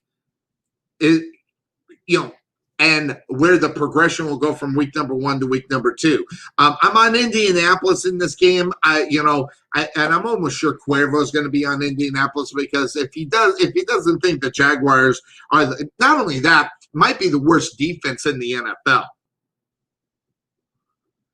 So, interestingly enough, that is a whole different monster as far as what teams are capable of doing. But reaction to playing bad against a bad football team, Phillip Rivers can ill afford to play down to the team that he's playing. In other words, play down to the level of the Jacksonville Jaguars. They can't afford it. Rivers needs to have a decent game. I'm not going to say blow him out of the water. I'm not going to say 350 yards and 5 touchdowns, although he's capable of doing that, and he should be able to do it, but it is week number 1. But there is no preseason. So that's going to be, where they will go on that will be a big question. Now, I don't know if Cuervo is going to come out and take a jump at the Indianapolis Colts and pick them. I don't think that's going to happen. But he's been known to do those kind of things sometimes. So watch out for that. So I'm on Indianapolis today. I want to see how Phillip Rivers does respond being on a new team and things of that sort. I'm going to go on to the next game because we've got a lot of games to cover. Cuervo, he's just been distracted. He'll be back in a moment because I know he wants to talk about his Bears, and we'll recap and come back to them as far as the list is concerned. Now, going on to the next game that is happening in the NFL, this is an intriguing matchup of week number 1 of two teams that are supposedly going to be in running for the NFC North, that being the Green Bay Packers are going to be on the road taking on the Minnesota Vikings. And Matt LaFleur and the Green Bay Packers and Aaron Rodgers, the relationship evidently, if you believe what some people are saying, it is supposedly better. Now, I don't know if that's because of the success of last year in the regular season of the Green Bay Packers. I don't know if that's the fact that maybe Aaron Rodgers is willing to open up and listen to LaFleur, obviously a former quarterback himself. I don't know. But I will say this. The Green Bay Packers, when I thought about the NFC North, it was so quick for me to pick this team. And it was because of Aaron Rodgers. You say whatever you want, that guy's going to have a ring on his finger again, and he's going to have a gold jacket. So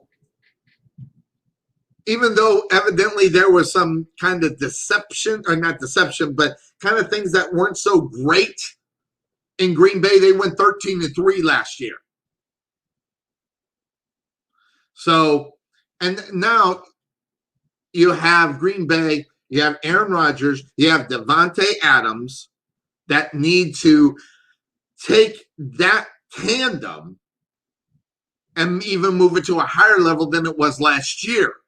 Because I will tell you right now, outside of the NFC North, if Green Bay expects to get where they want to go in 2020, that relationship has got to be spot on. The Vikings right now, they go ahead and get the big signing of Dalvin Cook. So they get him back in time. How will that affect, not being at practice because he hasn't? Where will he be in the progressions of being ready for week 1? Will he play in week number 1? That's going to be a big question too. But when you look at these teams, there's talent everywhere. There's talent high here, low here, high there. There's no mainstream.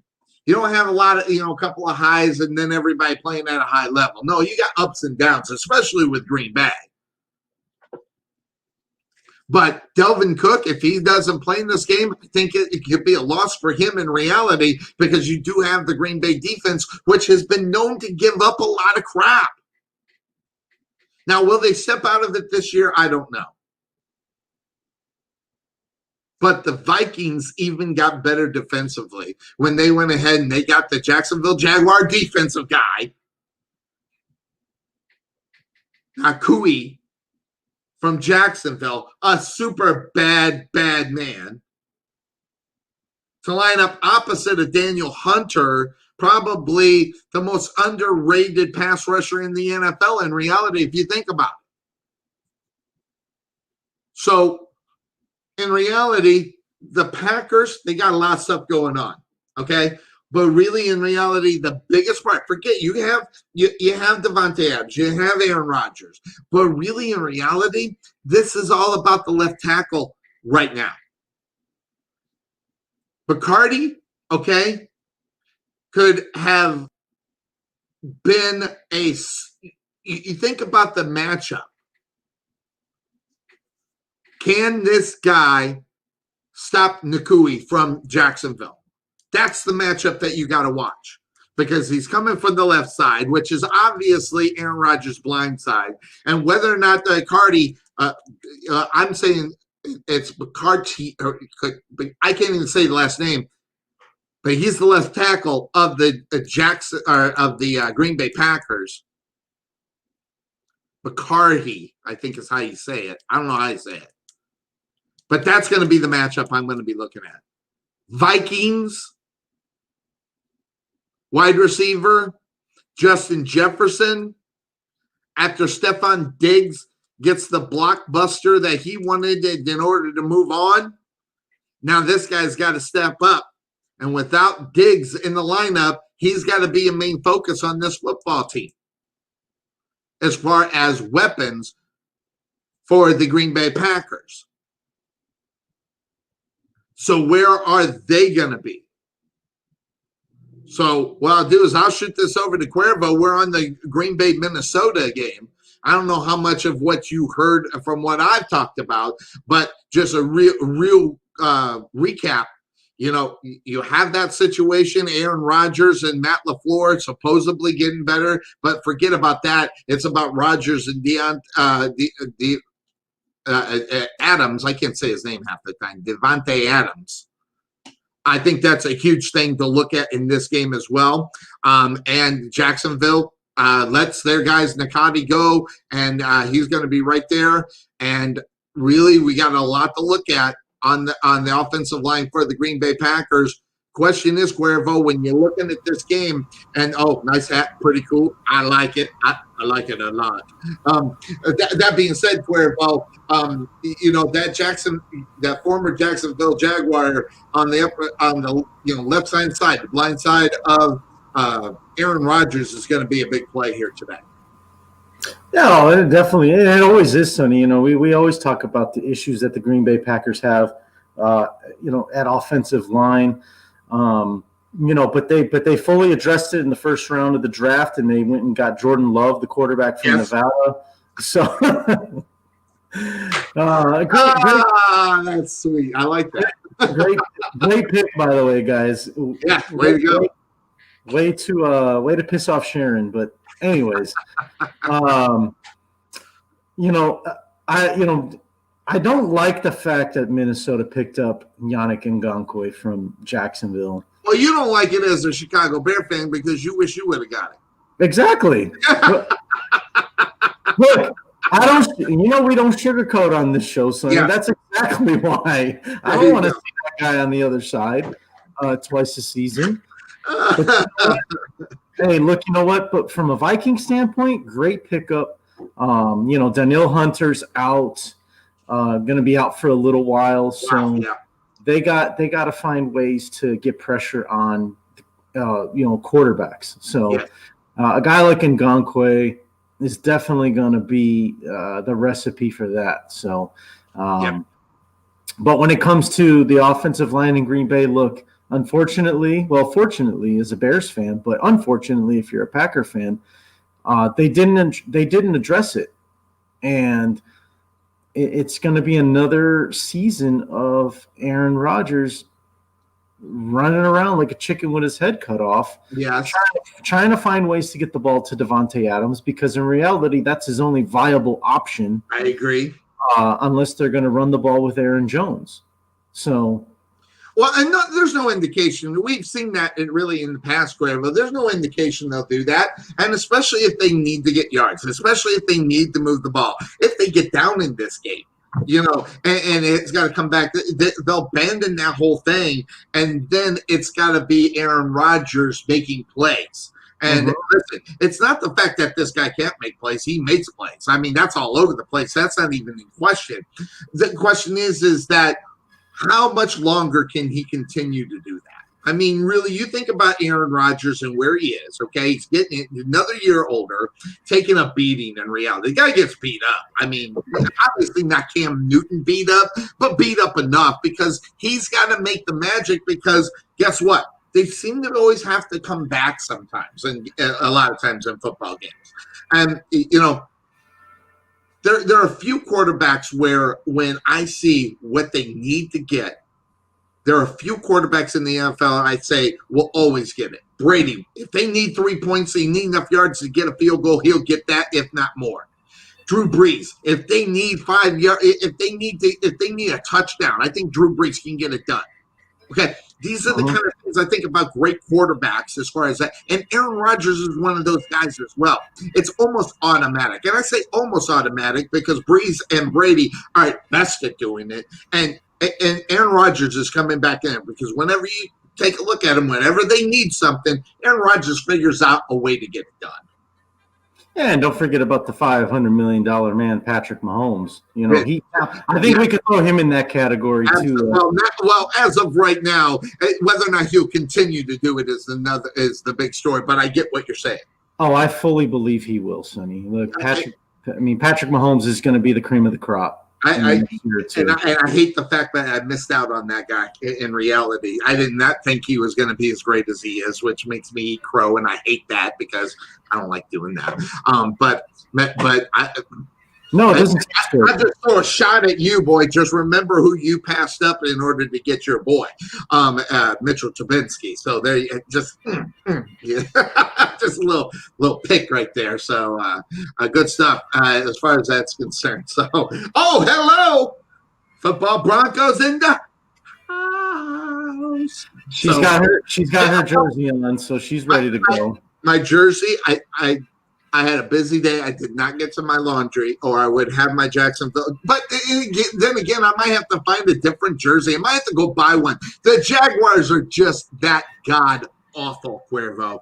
By the way, so in Green Bay and Minnesota's case, the game's in Minnesota. One of the things when I'm looking at the game and I'm going to pick it, and I should not do this based upon how the picks in the division I picked. Okay, in the division I picked in the AFC North, I have Green Bay and Minnesota. I have Green Bay and then Detroit, and I have Minnesota finishing at the bottom of this list. But I'm week number 1. I don't trust Aaron Rodgers. Okay, normally, the guy's spot on. Week number 1, if you're going to have problems with Aaron Rodgers at all, it'll be week 1 through week 3. So based upon my pick on the division, I'm going to go with the Minnesota Vikings, and that goes totally against on where I think they'll finish up in the division. But the fact that defense is so solid, Aaron Rodgers, that's the first thing he's seen. There's no preseason. There's, let's be honest, this training camp has been a joke. It's not been the business as usual as far as training camp is concerned. And the only thing I think is maybe he'll stumble out of the gate, that being Aaron Rodgers, and I'm going to go ahead and I'm going to move on to the Minnesota Vikings getting this victory. Of course, at home, and again, I don't know what that means at home. Well, I mean, it's weird because part of me says that the road team normally wins this game, but I don't know. I'd have to look that up and see if that's actually true. They got Brandon Cooks up. I don't know if he's going to be in uniform or not because he just signed this thing evidently yesterday. Big contract. You hear about that, Cuervo? Who? The running back, right? It was Cooks. It's Cooks, right? Or am I wrong? The Minnesota Vikings, didn't they get their guy? Ooh, Sonny, I don't know about that. I started off the show with it, so I know I'm right. Where we go? NFL, bang, let me hit this button. Yes, Vikings, Cook agreed to a $63 million deal. Thank you. I'm sorry. That being said, I don't even know if he's going to be in uniform. That's the big – I don't even know that. I mean, can he be? Should he be? I mean, but then again, Cooks needs to be in the lineup. You're going up against, obviously, the NFC North favorite. I think even with that, without any training camp, I think I bring Cooks in and say, just figure it out. Just run, damn it. Just run. And then we'll figure it out later. Just do what you do. Give him some of those basic plays and see if he can make something of them. I think they need him in the lineup. Week number 1, the NFL is notorious for putting division games together, except the Carolina Raider game. All the ones that we have talked about so far to this point have been division games. So I think you need to if you're Minnesota and you want to win this division, I think you got to get out on top of them. So I'm going to go ahead and I'm going to take that. I'm going to go Minnesota in this game. Delvin Cooks is not going to light up the ground. He might get 75, 80 yards and maybe a touchdown, maybe 2. But I'm going to go Minnesota. But Kirk Cousins, a big story in this game as well. because guess what? He's always going to be in the shadow of Aaron Rodgers. And if he's going to be any kind of badass that he thinks that he can be, he's got to beat Aaron Rodgers in week number 1 of the NFL season in 2020. Well, I mean, that's all going to depend on the protection that he gets because, look, Aaron Rodgers is a year older. He's been in the league, 16 years now? 15 years. Yeah, he got drafted in 2005. And the sad thing, only one Super Bowl out of that. Only one. Wow. That's it. Just one. And everybody's on Dak. Take us to the Super Bowl, damn it. Year number 4. Oh, he can't even get us the Super Bowl. Listen, Aaron Rodgers is only one damn Super Bowl. Get off the kid's back. So. Yep. Hey, we got a Lion fan in the house. So we got him out there. But I'm on Minnesota. Who you got in this one? Green Bay or Minnesota? I know if you pick Green Bay, I know you're going to throw up in your mouth. But I don't know. Who you got? And I don't want to do that because I'm still drinking coffee. Sonny, there you go. You don't want to mess up the nice taste of hazelnut. Puke. Well, French vanilla today. I ran out of hazelnut. But I did. But I like Minnesota at home. This year has the feel of they're gonna switch off. Home team's gonna win both games. I feel. Okay. So since Minnesota's the home team today, I'll go Vikings. Skull for those Viking fans out there. Skull Vikings. So I'll be rooting for them just because I just want to see Green Bay lose. There you go. All right, there you go. All right, hey, hop back. This one's not hard, but Jacksonville's so damn bad. Indianapolis on the road in Jacksonville. Phillip Rivers making his debut and the first time in a different uniform.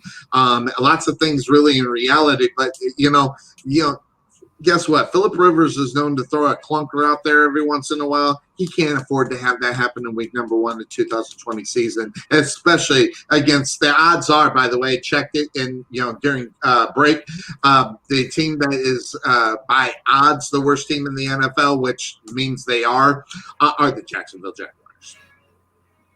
Look, I mean, I don't know how to explain what your franchise was thinking, Sonny. They pulled a dumpster fire is what it is. Damn it, it's a damn dumpster fire. Well, they pulled to reference Major League Baseball real quick. They pulled the Florida Marlins. I mean, they went from being one of the best teams, right? I mean, they almost made the Super Bowl. What was it? 2 years ago? 3 years ago? 3 years ago, yeah, 3 years ago. They said, you know what? This isn't going to work. Let's just trade everyone away, and they totally broke the team down, tore it all apart. They trade away Jalen Ramsey. They got rid of Calais Campbell. Everybody's gone. Everybody. Now you have, Minshew Mania over there. The worst. It might be. I'm sorry. I'll roll through the quarterbacks. It might be the worst quarterback in the NFL right now. As a starting damn quarterback in the NFL, you go Gardner Minshew. Jeez, you got a green bean plant in the back in the quarterback.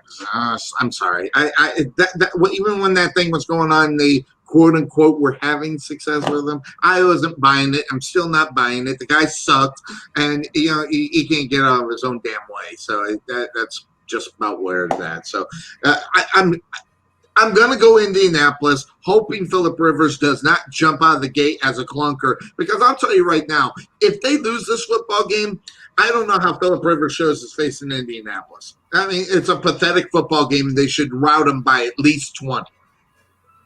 And they probably will, Sonny. I fully expect the Colts to win this game. But this is the other game that is actually going to have people in the stands. So That'll be fun to watch. By the way, Tom McManus is going to that game because he's going to be doing some work in the broadcast, but not on mic, but he's doing some work and helping people on some things, just to let you know. So that's the only person I feel bad about the Jaguars is Tom McManus. That guy's been trying to post them up to be good and everything else, and he just isn't going to get it this year. But that brings us to what game we were going to cover before you were so fashionably late. You had to go buy that hat real quick. You saw it online. That's why. Yep. And he had to get it. I understand. The Chicago Bears on the road taking on the Detroit Lions. And, a lot of things, yes, I know. A lot of things about this game I think are interesting. And main reason, okay, listen, you already know what you got at the quarterback position.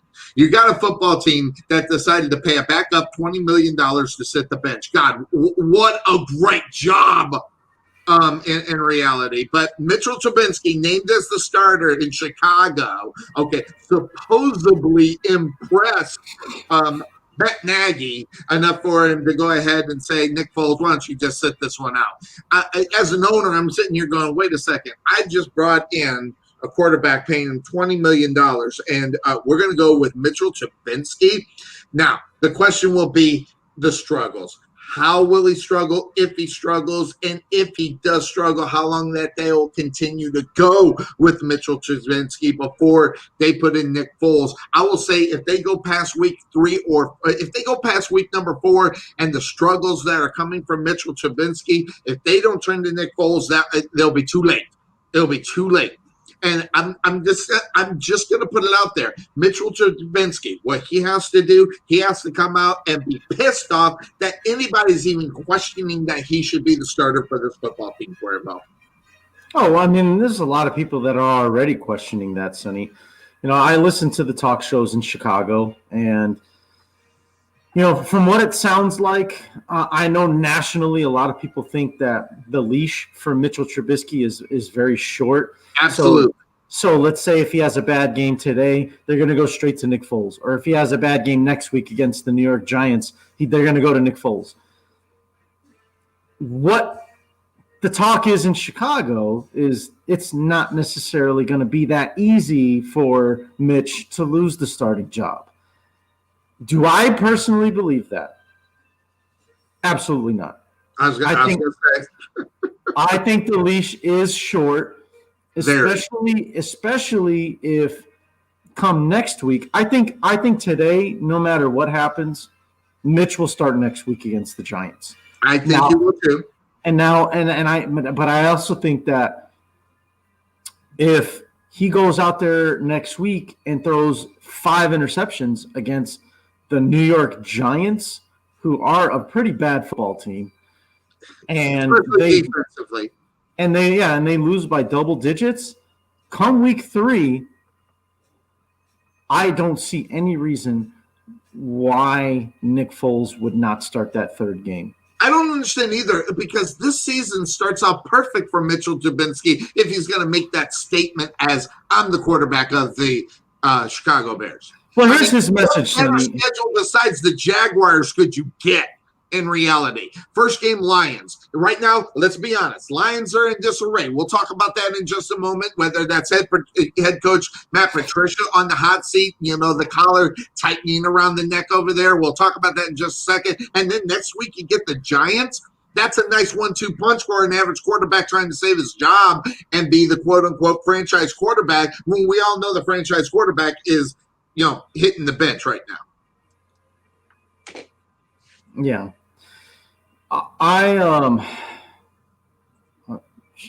Golly, I'm losing my track of thought, Sonny. What was I was gonna say about oh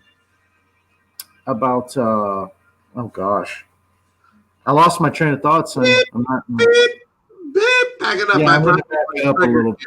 Say something. You had you were going to say something, and then I triggered you to say something else, and then you lost all track. I have I have that capability. So, but again, Mitchell Trubisky. I don't. 2 weeks better set.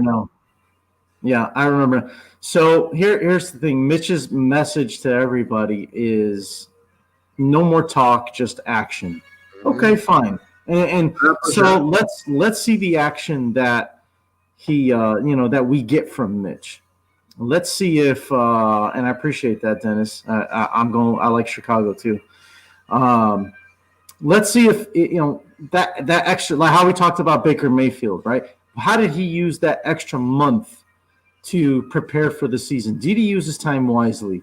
Mm-hmm. It sounds like, of course, people in Chicago, the radio station's going to hype it up and make it sound great and whatever.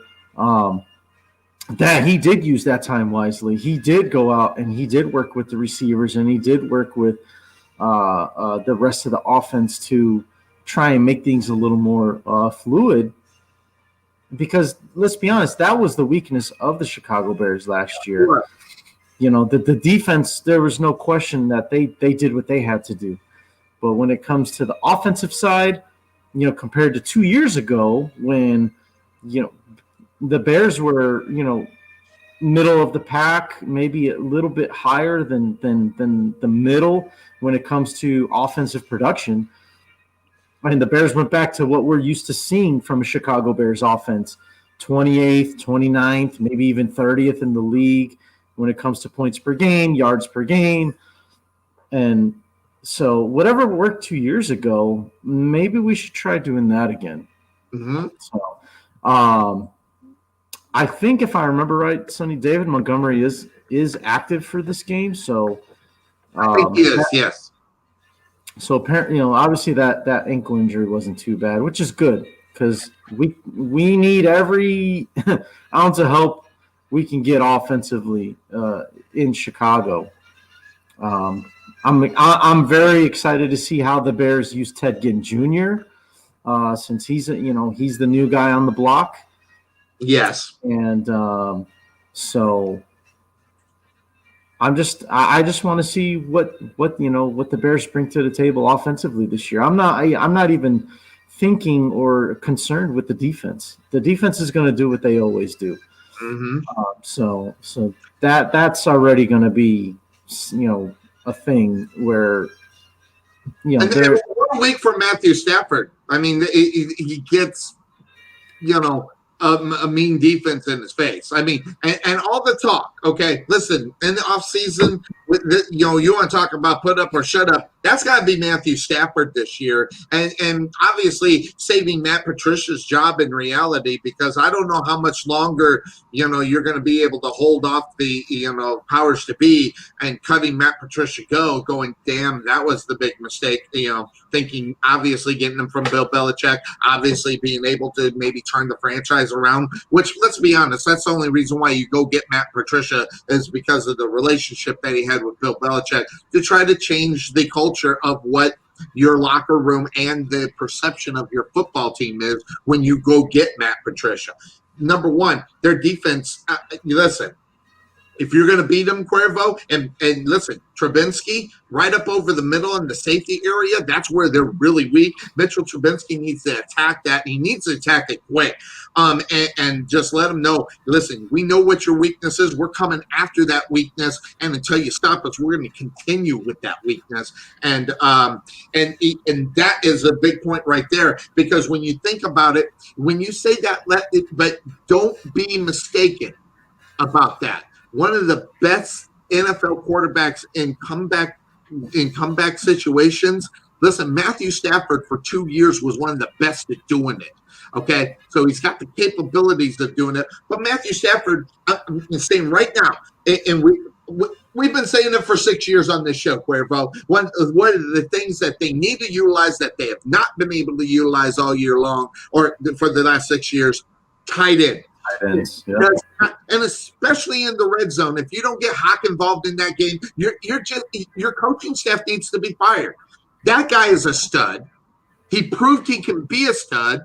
The first part of the season, they were going at him, and guess what? He had a little injury, yes, but after he came back, they just totally went away from this guy. They need to get the tight end more involved with the game, and especially if they don't find. If you want to do it between the 20s and not do it, great. But you need another weapon in the red zone instead of one guy. And listen, I love me some Marvin Jones. Okay, that guy's a bad man. I like him, and I hope he has a big season with Stafford. That relationship has to gel, as well as Hawk, or they're in trouble all year long. Well, and I think I agree with you for a different reason though. Okay. Marvin Jones is important to this offense because now the number one receiver on this team is Kenny Galladay. Yep. So a lot of attention is going to go to Galladay. However, you already know, Sonny, when you have a strong 1-2 punch like you do in Atlanta with Julio and Calvin Ridley, now defenses are like, oh, crap, who do we guard? Who do we double team? Who's going to get the ball in this situation?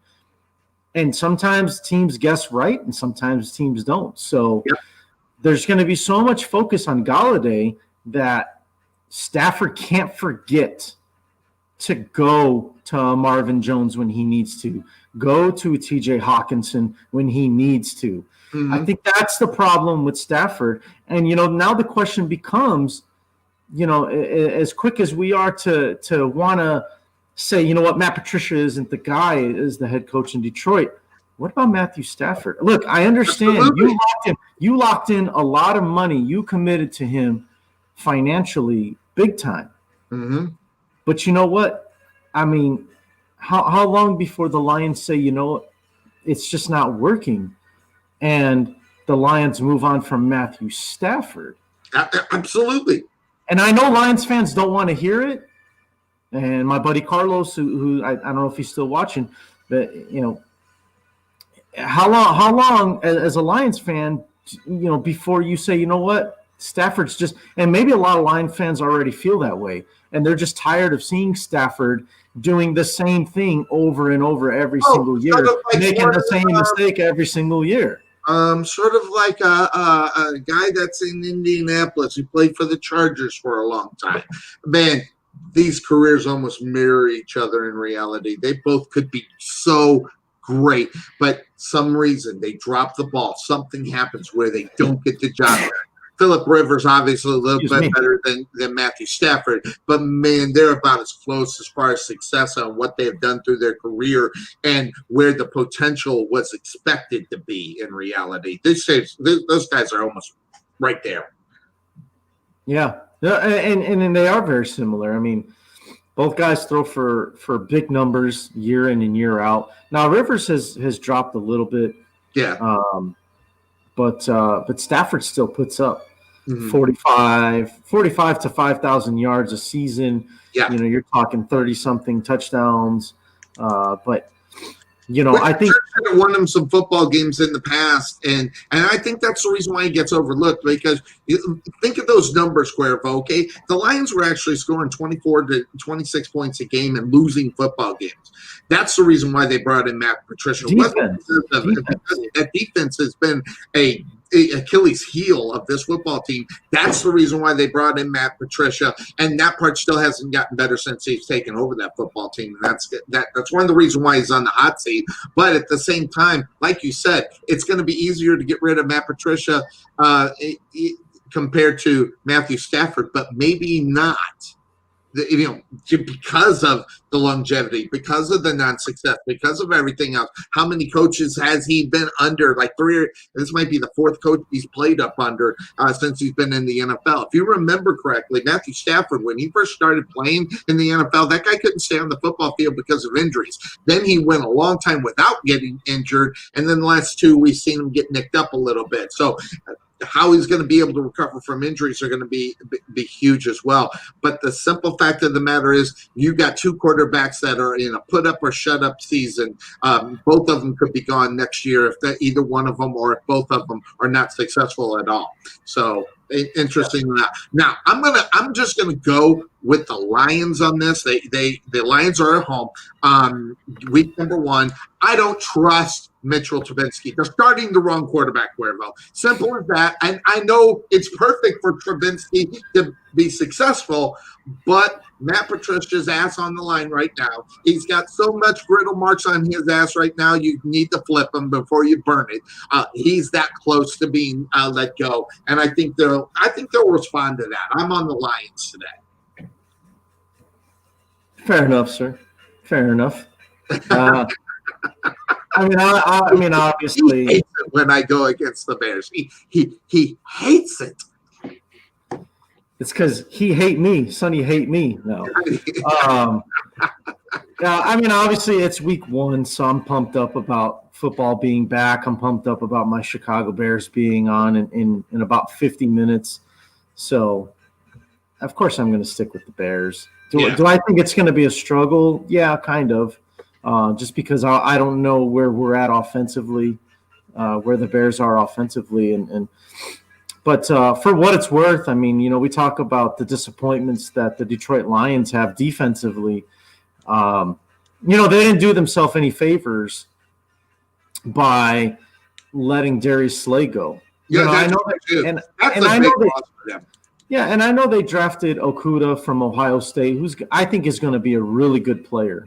I think he is too, but I think it's going to be 2 or 3 years down the line. I mean, they're going to shove that guy in there, which, by the way, I mean, again, if you're going to get that young cat out there listen, there's some question marks in this guy. I mean, in reality, out of Ohio State, there's some question. I actually read this where coaching staff are not sure whether or not he can play at that level right now. What they're saying is he needs more NFL coaching. He's had enough college coaching. Now he needs NFL coaching. What are we going to do with him? I think they need to throw him out there, and I think he needs to go out there and prove that he can play at this level. And if he's able to stop Mitchell Trubisky, that's nothing to write home to mama about, but it's a start. Oh, yeah. I mean, it's a start, but I think that I think keeping Slay, yes, it would have been more money, on the cap or however you want to word that. But I think it would have been good for Okudah to learn under Slay.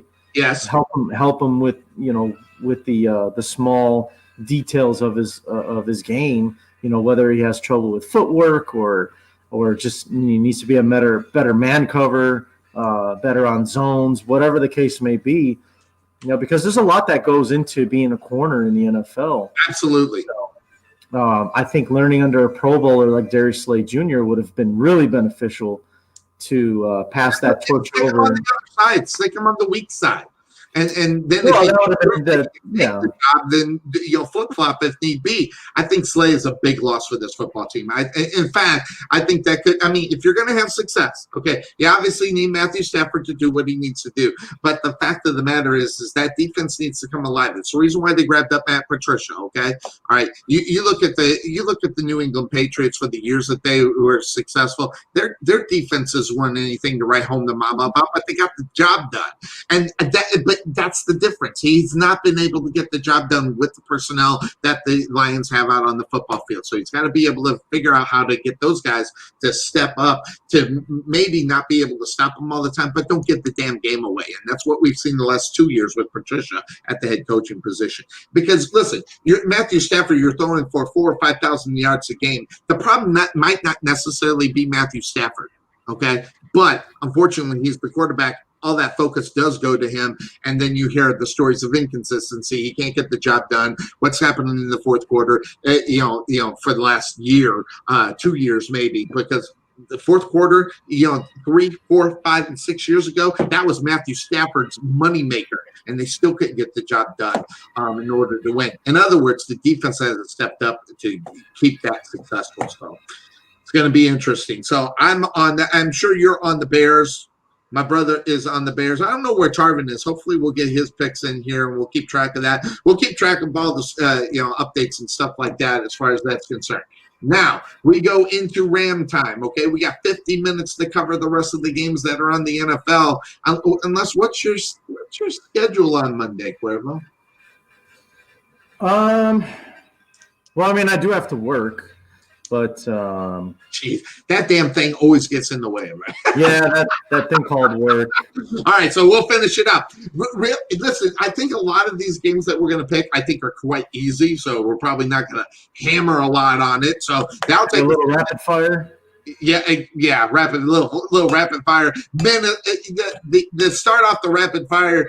Miami, the worst team in the NFC East. Although you don't think so, you have. Let me see, AFC East. You have Miami.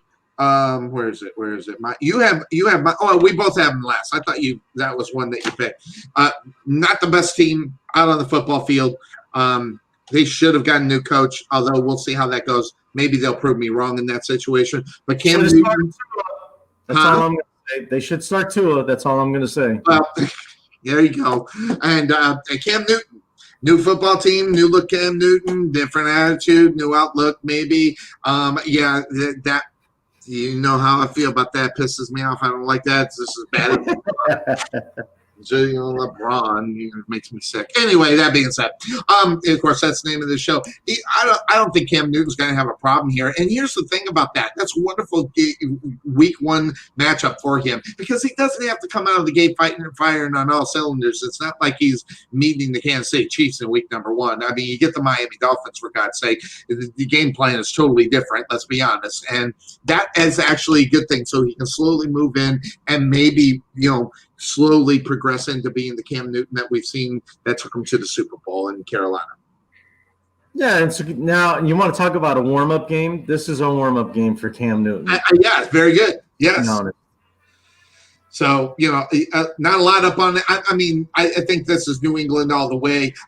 Just Miami. They're just not inclined to be ready to go based upon the personnel, based upon the coaching. And yes, listen, I love Brian Flores. Don't get me wrong, but I don't necessarily think that he also has the backing of the front office. Even though they held on to him for another year, I think they're ready to cut bait at any given point. And how bad that – and listen, Flores is going to fall into the Adam Gase situation maybe. How bad they lose football games will be on how quick they get rid of him. So,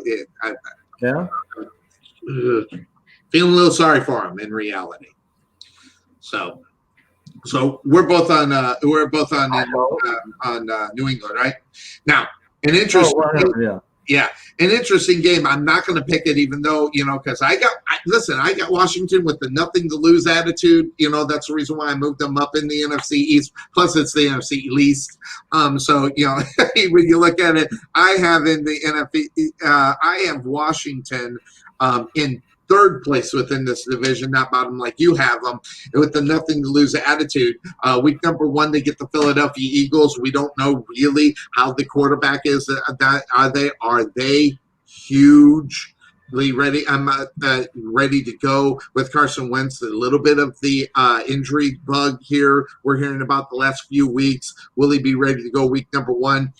Listen, no better team if you're Philadelphia to meet up with. If you're going to have a division game, you want Washington. You want the Redskins. Okay, so that yes, and I'm calling Redskins till they get a name. I'm just not going to do it. So the Reds, they get the Redskins. But here's the thing, Dwayne Haskins, man. Dwayne Haskins gets the opportunity. That defense sometimes can be suspect in Philly, even though it's their big side. If they can find the open crevices, what I think they need to do is get Haskins in the business of finding your slant.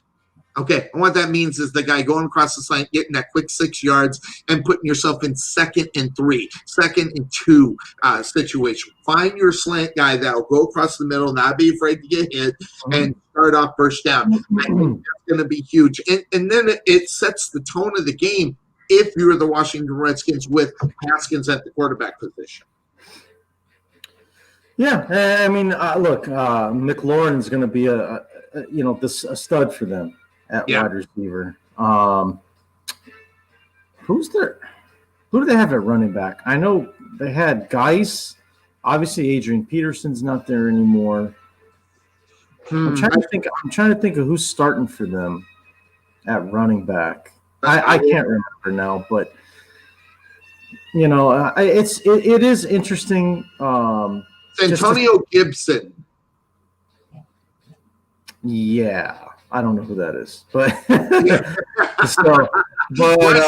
Bryce Love is there, just to let you know. And JD McKessick, I've never heard of him, but I've heard of Peyton Barber. So those are the guys that they got. He's with Washington? I didn't know that. He's with Washington, Peyton Barber? Yep. He was a Buccaneer. Obviously, there's no more room on that team for him. So no more room. Yep. Yeah, no more room for him. So by the way, Mohamed Sanu is still out there. I mean, if By the way, the Bears and the Lions could use that. Why Mohamed Sanu is not in the NFL uniform? Maybe there's something going on that I don't know about Cuervo, but I'm going to tell you right now, that's a miscarriage of justice. Mohamed Sanu is a badass, but once you get cut from Bill Belichick, everybody's going to ask why. I've got another team in mind for Mohamed Sanu. If whether they choose to reach out, I don't know. But I could see a team like San Francisco going out and getting Mohamed Sanu. They lose Deebo Samuel for the season. That's a huge loss for them. Deebo Samuel was clutch on a lot of moments last year for the 49ers. And if I'm not mistaken, your guy Marquise Goodwin, yes, he opted out, right? He's not hurt or anything. He just decided to opt out. His wife had 3 miscarriages, and he's really afraid of the COVID situation. And with the baby being premature as well is the reason why he opted out. Yeah, and understandably. I mean, there's no need to explain that. But I think that just the fact that you're down those 2 guys, yes. the 49ers could really use Mohamed Sanu for everything that he does. Like, yep. I think that'd be a good fit for him. Well, and just to let you know, he's Marquise Goodwin is a Philadelphia Eagle right now because he got traded away from. Oh, that's right. Well, regardless, I mean, the 49ers lost him. Yeah, he's not a 49er anymore. So between him and Deebo Samuel not being on the team anymore, right. I think that'd be a good fit for Mohamed Sanu. Right. And in Philadelphia at Washington, really, I want to, just because I want to get my predictions right, I'm not going to go against it. I think even Carson Wentz, based upon what I'm hearing, he is injured, but it's not so key that it's a huge problem for him. So I think we get we'll get Philadelphia to get a victory here in Washington. What do you think? Are you going to go out on the limb and take the Redskins? Well, Sonny, there is no Redskins team anymore in the NFL. It's until he gets a real name on the Couch Potato Sports Show, they'll be known as the Redskins. Because I'm not going to call them the Washington Football Club. I just won't do it. Fair enough. So here's the question then: we're going to call them the Redskins on this show. What is everybody else? I mean, is it not awkward? That'll be interesting. That'll be hard for them, I imagine. Is it not awkward? And the over under for me is 3. I'm going to say 3 times they refer to them as the Redskins. I'll take the over because I know I would. But then again, I'm an idiot, so that might not be a good thing. These other guys are much smarter than I in the broadcast, so maybe they got a big. What I would do, so I wouldn't try to do it, I'd get a placard about this big and just big cross. Washington Football Club, more so I didn't mess it up. But I know I'd slip a lot. Well, and all kidding aside, I'm sure they've practiced not calling them the Redskins. Yeah, I don't know. If they're not sitting in front of a monitor from some of the games from the year before, that's what I would do, at least to try to get over it, see if I could get it done. Exactly. So that's why I give the over under 3, because sometimes when you're kind of just. When you're talking, and you know this better than anybody. You're talking about something during a game, and you get into the flow of what you're saying, and then it just slips out. It slips out. So, going Philly, or are you going to go Washington in this one? Fly, Eagles, fly, baby! All right. Look, the Eagles always.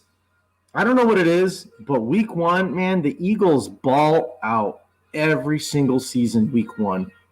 They always just murder teams, and I think they're going to do the same thing today to the Washington Redskins. Next game that's up on court, I grabbed this there because I keep it right here. It's the old Couch Potato Quarter. Because when I was looking over the games, I'm like, is this the toilet bowl game of the day or what? Oh my God, the Chargers. I mean, here's the thing. This game is not a football game. This game is hope for your future for both franchises, man. I mean, when you're looking at this game, you got 2 brand new quarterbacks that are supposed to come in, supposed to be your franchise, and based upon the defense, I mean, when I'm looking at it, my heart wants to say Chargers, but I'm just gonna have to. I'm gonna look at personnel offensively. The better personnel is over in Cincinnati, so that's the reason why. I actually was gonna grab this, but I'm gonna see. I want to see Mr. Green today.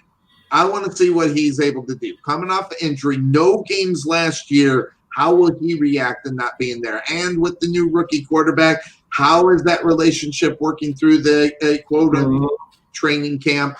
I'm going to hang on the side of where the talent is, and I think the talent is in Cincinnati based upon the Chargers are concerned, because sometimes the Chargers can't get out of their own way, but they got rid of the reasons why they can't get out of their own way at the quarterback position on Phillip Rivers. So it's almost irresponsible for me to kind of say it that way, but at the same time, it's a rookie quarterback. Give me Phillip Rivers over a rookie any day. I don't care where they are.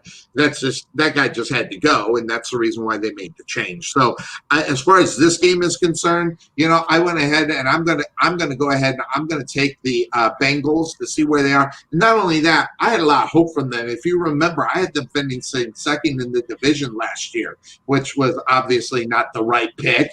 But I want to see if they can be able to start off the season and see if they can maybe turn the culture around in Cincinnati with the new quarterback and maybe the love relationship that they can start having. Yeah, this is going to be one of those the two rookie quarterbacks going to be starting against each other. So I'm excited to see how that's going to play out, but I'm going to go on the other side, Sonny. I'm going to take the Chargers just because I think that there's, and rightfully so, there's a lot of hype around the Cincinnati Bengals. I just don't think exactly. I just don't think they're there yet. I don't think that the Bengals are ready for the expectation that they have this year, because again, I mean, Joe Burrow did such a phenomenal job in college. I think there is some high expectation for him and for the Bengals to bounce back. Life after Andy Dalton it begins in Cincinnati, and so I think that I think it's going to be a bit much for the Bengals to handle week one.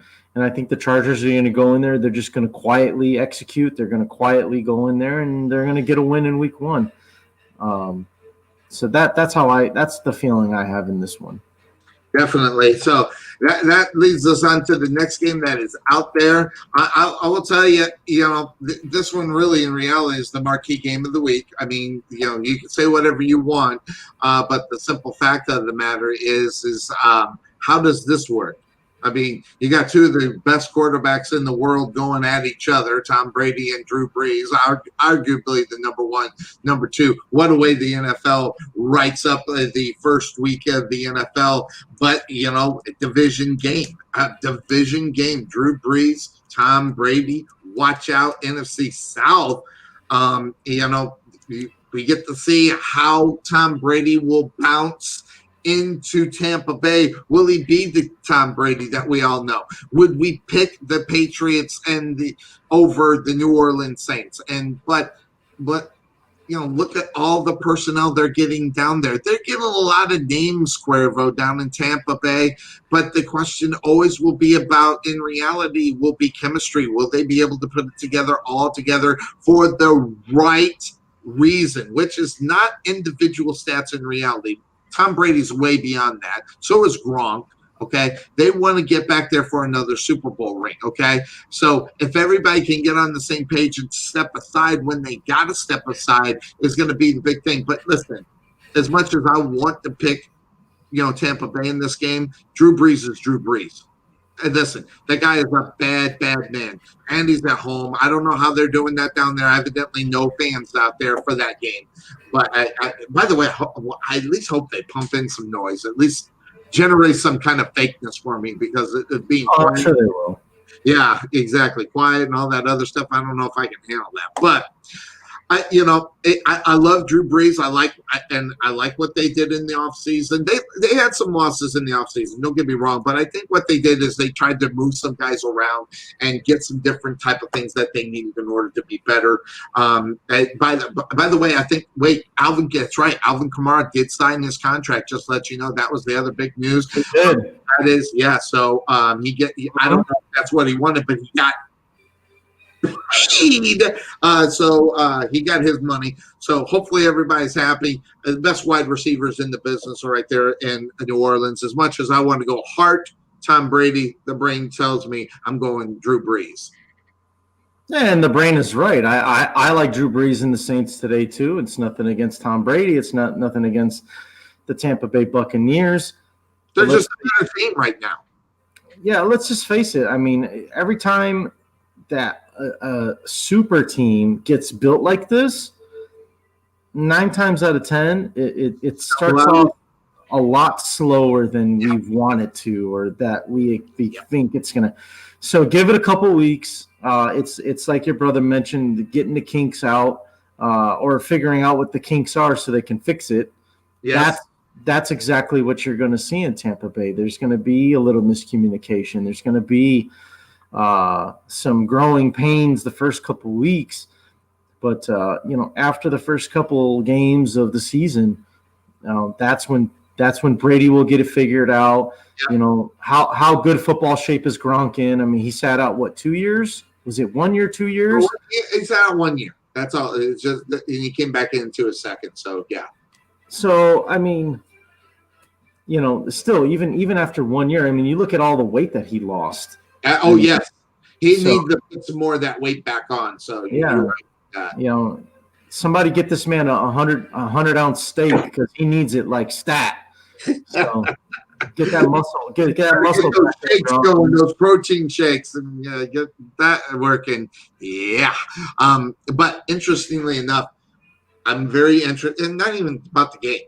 Okay, really, I'm interested in Sunday night, Monday morning, because but before we even get started, the headline, I'm already telling you what the headline's going to be. It's Monday, either Brady's great or Brady sucks. And those are going to be the big ones, because let's be honest, everybody is watching this game, okay, because of Tom Brady, and especially who they're going up against. Listen, it's going to be the lead on every Monday morning topic, unless your team pulls off a big win like the Jets. So I think that'll be the lead story, and it'll be, hey, Brady's great, or Brady, has he lost a step? Is he the same Brady? And they're going to judge him on one game, and because that's what the media and that's what fans do. They're going to take the one game, regardless how bad, good, bad, or indifferent it is, and they'll say, this is, look what we got ready for the next 15 games of the season, kind of thing. So it'll be, you got to love fans. You got to love fans.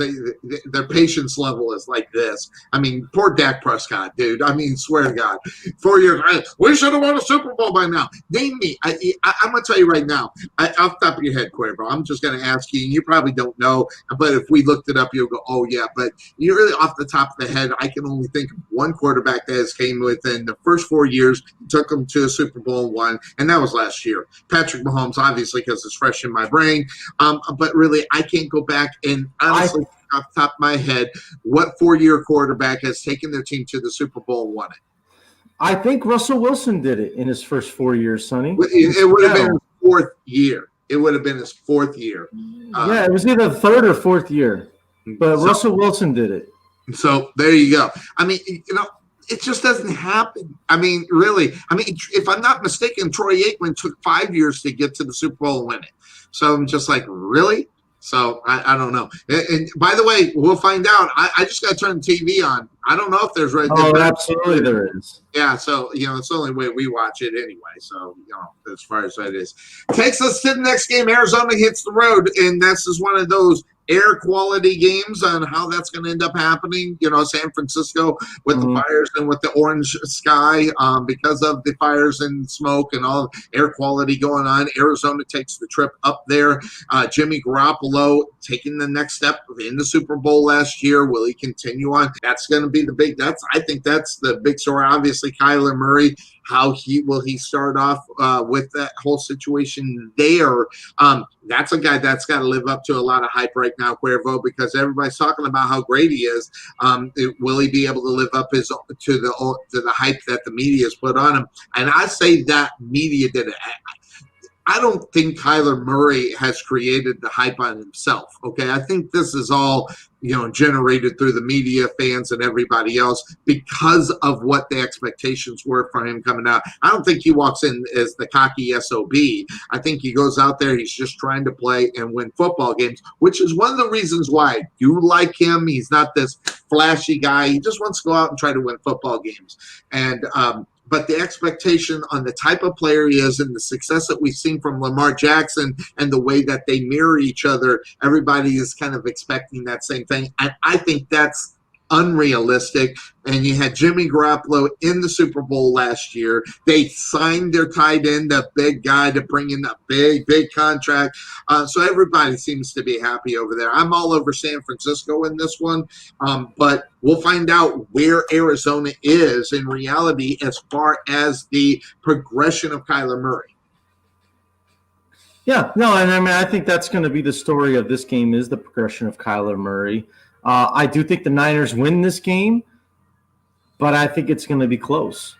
I fully expect Arizona to stay in this game. I expect them to make it competitive just because of where I think Murray is in his second year. I think he's getting better. Now he has a new toy that he can throw to in DeAndre Hopkins, who just got paid. And obviously, the legend that is Larry Fitzgerald. So I mean, Arizona's equipped to hang with the teams in their division, and I think that's what we're going to see today. We're going to see that. I don't want to say a coming out party for the Arizona Cardinals, but I think they're putting everyone on notice. Look. We're getting where we want to be. We're not there yet, but give us a couple of years, and if San Francisco doesn't make steps to make their offense better, make them a more complete roster, we're going to take over. Exactly, and we're going to be the new threat to Seattle and San Francisco. Yeah. So interestingly enough, that whole situation. By the way, David Johnson, with the Texans, that big trade that brought in, Will over there, hey, Johnson actually had a pretty good game Monday night, just to let everybody know. Maybe that trade works out. I don't know, but Houston is Houston. When you lose Fuller, I mean, it's something that it's hard to bounce back off of. But Johnson had a pretty good game, by the way, at least early. I stopped watching at halftime. But early on, Brian Johnson had a pretty good game to start that one out, the former running back for the Arizona Cardinals. But still, Arizona got the best part of that thing. By the way, just to let you know, that game is not canceled. The NFL has already said they're going to go ahead and they're going to play. Maybe that might be a game time decision. That is an afternoon game, so maybe they'll take a look more at what's going on. That game, but the simple fact of the matter is that is a big deal, by the way, as far as what's going on, as far as health of the players. That's something to look at. So, but the other game that's right there, but this one, like you said, I don't think it's going to be more of a problem as the Dallas Cowboys are going to go to play the Rams. And the Rams at home. Listen, I'm going to tell you right now, I'd be on the Rams if they had fans. I would. I right now, just because of the way Dallas is and the way they are, and because guess what, it writes itself. Okay, everybody hates Dak Prescott, right? So, well, at least most fans that are not, I don't even want to say real fans, but there's a lot of hate for Dak Prescott. This game sets up for Dak Prescott, especially after what happened as far as the announcement of the depression and all that. This thing sets up for the Cowboys to lose this football game in week number 1 of the NFL. That's if there was a crowd. If there was a crowd, I'd be all over the Rams in this game. But the fact there won't be a crowd in there, I think makes a huge difference for the Dallas Cowboys in reality. They're not going into a hostile area where, let's be honest, the Dallas Cowboys know how to stumble over, their own feet when they're in a hostile environment and on the road. They know how to. A classic example, you're down by 3. Okay, and going for a touch, you're down by 2, and a field goal will win it. And the mental errors of getting out of bounds to kick the field goal or try to get the touchdown that you had no chance of doing. That's week number 1 Dallas Cowboys. You got to get out of bounds so they can at least kick the field goal and try to win the game. These are the breakdown. That is the Dallas Cowboys personified. If there was a crowd, I'm on Dallas here. They're the better team. You and I both admit it. They're the better football team as far as that's concerned. Personnel, especially defensively, the Rams have got some work to do. With the juggling of the new personnel, because you thought they were going to be stuck with this roster for years. They go ahead, get rid of Gurley, get rid of a couple other guys to try to free up some of the money under the salary cap, but they're just not ready. And I don't think they beat the Dallas Cowboys today. Yeah, real quick, just going back to that Arizona-San Francisco game, Sonny, I think even if the NFL deems that it's not safe to play even today, we could potentially either see a third Monday night game and we've seen this happen before, we'll have Tuesday night football. That's happened 3 times, I think, because of the stadium conditions and things of that sort. They had to move a game. I think you're right. I think it was in Minnesota, if I remember right, because they got such a bad snowstorm. Do you remember when the stadium? I think it caved in from all the snow, and so there was damage to the roof of the stadium. I had to move. And they had to move the game, and there was a Tuesday night game or something like that. It was a few years back, but I think that would be the the alternative solution if it had to be the contingency, so to speak. Yeah, again, the contingency plan that everybody looks on and decides, how it's going to happen. But yeah, that'd be interesting. But I don't think that's the situation in reality. Surprisingly, I think these games are going to be played. The NFL has come out and said that they're going to. There we go. Rams for Dennis. By the way, Dennis, Philadelphia. You didn't pick the Philadelphia game. The Philadelphia Eagles and Washington Redskins, or a football team, whatever the hell you want to call them. And I didn't get your New Orleans and Tampa Bay pick either, so let me know what you got in those. He's going to go Rams in this one. You're on Dallas too, Cuervo? Oh, 100%. Yeah. So. Yeah, and even if there was a crowd, there was no COVID and everything was just normal, I'd still go with the Cowboys just because of the how much faith I've lost in the Rams as a football team. No Todd Gurley, defense. Aaron Donald's one person, so there's only so much you can do when it comes to on the defensive side. So I like Dallas. I like them to win pretty comfortable, actually. I would say probably a 10-point victory for the Cowboys. I do too. And by the way, Minnesota and Green Bay, Dennis, and you said Indianapolis. I just forgot to write that down. So I need the Green Bay Minnesota game for you on that one. Hopefully, Tarvin will send in his picks before we get too far into the game today. He's always fashionably late with his picks, but that's Brian Tarvin. You've learned to accept that. That takes us to Monday night. 2 games on Monday night as they started off. They've been doing this now for, I think, 5 years, where they got 2 Monday night football games. And listen, the Steelers, right? Bryce Butler checking in. Look at this. Rams. Steelers, Bryce. I gotta. You know what? Hey, Bryce, I'm going to send you a link. And invite you in if you got your camera up and going. I'd love to hear me some Bryce here. Hell, I'll tell you what. I'll we're getting into Steelers. Have Bryce on the show. I love me some Bryce. Oh, and my favorite is when when he has you going to take all these drug tests. That's my favorite part of him being on. So as soon as I can get my computer stop being frozen, there we go, Bryce, and bring it down. I'm going to send you a link if you can get on. Great, I would love to have you on. The only problem is here's the only problem with bringing Bryce in. Okay, the two of the three people that will be on air are very good looking, and then you got me. It's pathetic. It's actually completely and utterly pathetic, but it is what it is. Oh, stop it, Sonny. It's like two good looking dudes up on there that holds it on. Let's see here. Oh, he's ready. Give me a second because my Facebook is running as slow as me. But Cuervo, Monday night, talk a little bit about Monday Night Football because guess what? I don't think it's a great game. At least the first one. I just don't think it's a great game. As you have the Steelers and the New York Giants, to me it just seems easy. Yeah, I think it's a pretty easy one too. I 100% think I can't even do it. No, the Steelers are going to win this game. I want to get Bryce's juices flowing before he gets on. There you go. Get him up on air, and I think I've got my Facebook working a little bit fast. Here we go. Yes, it is. So Bryce, hang right by your messenger. I'll send you over the link to get in, and there it is. It popped up.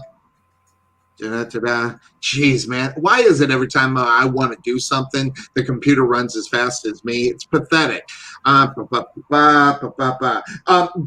really, I mean, I don't know if there's really a lot to talk about in this game, Cuervo, in reality, because of the fact that, this right here is the big, I think the biggest question in reality is where is Daniel Jones? Where is he in his progression? And, I mean, he starts off kind of pretty good, and then, maybe not all that great for, the rest of the season. So, but I want to know where Daniel Jones is in his progression to be the starting quarterback for the Giants. Well, I mean, I think he's right where he left off last year. I mean, I think he started getting into a good rhythm. You saw him have a pretty good couple of games, last couple of games of the year. I don't remember if they won those games, but you look at the numbers for Daniel Jones and you thought to yourself, okay, he's starting to get into a good rhythm, and then that's when the season ended. So, but I think ending the season on a positive note for him and for the Giants was a good thing. They might not have won the games, but I think that you definitely look at that as a positive. And no, I'm not the best looking. It's Sonny Clark, ladies and gentlemen. Come on. Boy, you need to go. You need to go see an eye doctor. That's all I'm going to tell you straight out. Okay. By that being said, there he is, Mr. Good Looking himself. How you doing? Fellas, what's going on? Long time no talk to. It's not even necessarily his look. That smile. I mean, I don't know if you're single, but man, he probably have to fight him off. That's what. Sonny, I never kiss and tell, Sonny. I never kiss and tell. Well, we got a second, again, we only got one more game to cover. But that being said, what do you think about your Steelers going into the season? I know, and not only that, how the things are going to go with Big Ben. Cuervo says, Big Ben's got 2 years. I'd say, listen, that guy can play until he's ready to go. But I don't think 2 to 3 years is, unrealistic for, Ben to step out. But the question is what are they going to do to fill the role of what Ben Roethlisberger has meant to the Pittsburgh Steelers for all these years? Yeah, I mean, both of you, I don't think you are wrong. It could go either way. As long as he keeps in great shape, they will start having some turnover on the offensive line. Starting today, DeCastro's out. I like the fact they picked up Wisniewski. That's a guy that's got 2 Super Bowl rings. He was a starter on 2 offensive lines, the Chiefs and the Eagles. So I think he'll fill in nicely. I think Matt Filer, we talked about him last year. I think Matt Fowler was a very underrated, great right tackle. Then moved him to left guard. We'll see how he goes. We've got Zach Banner, lost a lot of weight over the years. He's got really high pedigree from USC. He's going to get to start at right tackle. So the Steelers are having some offensive line turnover for the first time in a while. Yes. Got to see how that goes, only because, I know you guys are laughing and joking, but it's week 1, so that makes it unpredictable. And number 2, because of that, Golden, Lawrence for the Giants, those guys on the front 7 are kind of in that mode of the Giants that when they're good or when they're doing well, they got front 7 guys that can disrupt you. And with the offensive line turnover, this could be some problems if they start beating guys one-on-one. So let's see how that goes. That would be my major concern for the offense. I think Ben, for the first 8 weeks, is going to have to focus on being efficient and not necessarily trying to hit home runs all the time or get it in chunks all the time. He's going to have to be patient because he didn't play last year. But I think there's enough pieces around him where if they can be efficient, get better play calling. I'm glad they brought in Matt Canada as the offensive coordinator to kind of he brings in from Pitt a lot of that window dressing. Chase Claypool is a nice rookie. I don't know. We'll see how much he plays. I think he's going to get some burn, but they got. I heard that he's not maybe ready yet. That's what I'm hearing a little bit about him, but within time, that's coaching. You're getting the guy ready to step into a key role that Claypool's going to play. He needs coaching, but then out of all the teams in the NFL, okay, there's about 3 or 4 that you want to go ahead and do it. It's Jacksonville. Okay, good God. Oh my God, Bryce. My Jaguars, it's unbelievable. Oh, I pulled my hair out if I had any, and I like the ones that are on my chin, so I won't do it. No, wait, Sonny. I know I got on late. I'm going to tell you what I wanted to talk about. First of all, on defense, here's what I'm worried about with the Giants. I'm not sold on the quarterback yet, but 2 things that could hurt the Steelers. Of course, the tailback with zone running. I mean, he's a beast. And, Pittsburgh, even when they have great defenses, they can tend to struggle against tight ends and Evan Ingram down the middle. So Barkley in the middle of the field, Ingram down the middle of the field with that speed, he's a freak. That's kind of what they have to contain because if Ingram gets off, then that opens up the offense. They got to try to contain the tight end and the tailback, and I think they'll be fine. I'm going with the Steelers. You know who I want to hear from, Sonny? I want to hear from Cuervo about his quarterback situation. Oh, I know you may have talked about it. Let's strap in because I want to hear what he has to say. $20 million backup, and you go. Mitchell Trubisky's our guy. Sonny, you gotta strap in for this. Sonny, strap in for this rant because it's coming. I can see it. I can see the anger boiling. He was. I think we caught him. Okay, I think we caught him just waking up because he's in Cali, so he had that 2-hour difference. So I think I woke up. He was actually quite reserved. I think what happens is that after the first interception or the first dumb play that we'll get from Mitchell Trubisky, I'm going to get a message from Cuervo saying, "We got to get on air." This is ready for Cuervo. I know it's going to say, this is why we should have started Nick Foles. What the, that's what it's going to sound like. That's what it's going to sound like. Oh, yeah, absolutely. Oh, God. Listen, I'm sorry. You're bringing Nick Foles. Okay, that tells you something about your quarterback. Okay, listen, I don't know whose decision is this. But let me ask you this, Cuervo. Is this decision, is this the head coach or is this the ownership? Because I'm telling you right now, if I think I'm right. Ownership brought in Nick Foles for that guy to start week number 1. What the hell? And that's because also the damn Lions, okay? There's only so many bad teams in the NFL, and Lions are one of them, especially defensively, even though they got the defensive mind over there and Matt Patricia. If you're going to do it, this is it. Oh, man. Could you imagine? This is just this. I'm going to throw this out to you, Cuervo, in conjunction to what Bryce just said. Could you imagine they lose this football game to the Lions like I predict is going to happen? I'm on the that being said, just imagine what they could be thinking about after week number 1. Mitchell Trubisky throws for 95 yards, 3 interceptions, and a half-ass run in touchdown for, absolutely nothing. How are you going to feel? Is this the coaching decision? Is this ownership? What's going on, boss? Strap in. Here we go. I'm ready. I'm strapped in. First of all, I'm waiting for Brian to say, someone get this man a drug test. Oh, love it. Listen. Hey, there's your line. All right, here we go. So all along, I've been campaigning for Nick Foles. Like you said, you trade a 4th-round pick, and then you sign him to a $20 million extension, right? And that's guaranteed money. Yes. If I'm not mistaken. I don't think any quarterback in the NFL outside of Jay Cutler stealing all that. Getting the contract that he did got that kind of money. So you obviously know where the mentality of the Bears are.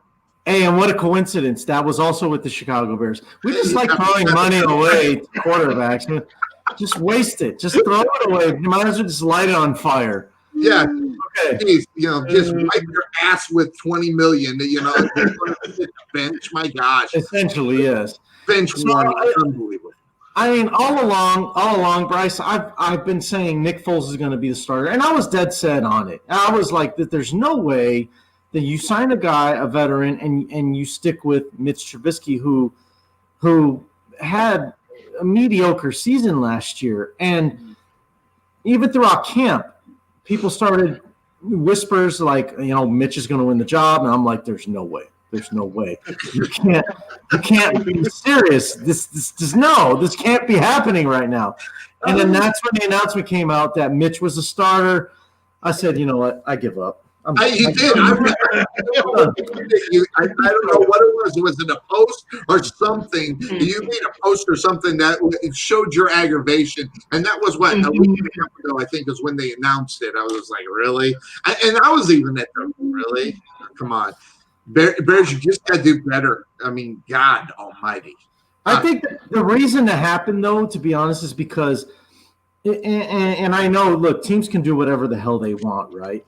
But there's a mentality. There's a one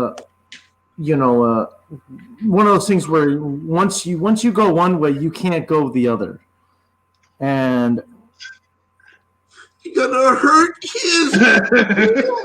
You hurt his fees. You hurt his feelings. But you know what? That's what Mitch needed. Maybe he needed his feelings to be hurt, or he needed to be threatened from the starting job. And Foles is a guy that he'll take your job and he'll do things like go and win a Super Bowl. So absolutely. Yeah, well, we've already seen it. I mean, exactly. And maybe that's it. Maybe maybe there's twofold in this. Maybe, hey, if they have success with Trubinsky, okay, maybe not, but early off that will increase the stock and maybe make his trade thing, trade stock a little higher. Because listen, I'm telling you right now, Mitchell Trubinsky is not going to be a Chicago Bear next year. Okay, they got Nick frickin' Foles, okay? They're not going to – if they continue on this path, okay, they're going to lose fans. That's number one. They're sick of – listen, you're sick of this, Cuervo, right? The mediocre play that you're getting at the quarterback position, starting with Jay Cutler stealing the $20 million and everything, and you know the Bears aren't going to spend more than that, so you know they're at the top of the gate of where they are, and you get this kind of crap at the quarterback position. How can any fan be happy about where the Bears are?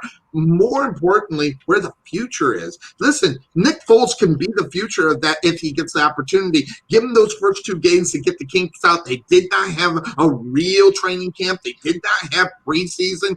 Get Nick Foles in there and give them the opportunity to win, because right now, I'm telling you right now, the Bears are going to lose today. I don't know. Let me ask you, Bryce, are the Bears going to lose today, or are you on the Bears? You going Lions or Bears, Bryce? Oh, man, you put me on the spot. In Detroit. In Detroit, I mean, part of me wants to think that the Bear defense can make it a real ugly game and pull it out. I'm going to go with the Detroit Lions in week 1, Cuervo. I'm sorry. Sorry about that, Cuervo. I didn't mean because here's the thing, Cuervo. The Lions have weapons, and they do have the better quarterback in Matthew Stafford, who I think has got a lot of talent. Now, next game, the Bears win this game. I'm telling you right now, I'd be all over the Bears if Nick Foles was starting this game. This is a Mitchell Trubinsky thing. If they get a 10-point lead, Cuervo, I just don't know. Yeah, I got to go with the Lions. I think they pull out at home. I need to see where we're at offensively. Where are the Bears offensively? Look, it is what it is, guys. Mitch is going to start this game, so you know what? Let's roll with it. Let's just see. Keep that positive energy right there. Now, Mr. Negative, Mr. No, listen, for the Lions, no Darius Slay. Yes, that's what I said. And that could cost him the game, actually, in reality. Let me tell you something. I love Darius Slay. Learn a little bit up underneath Slay. I think that's. I would love for Darius Slay to be a Pittsburgh Steeler. I love that guy.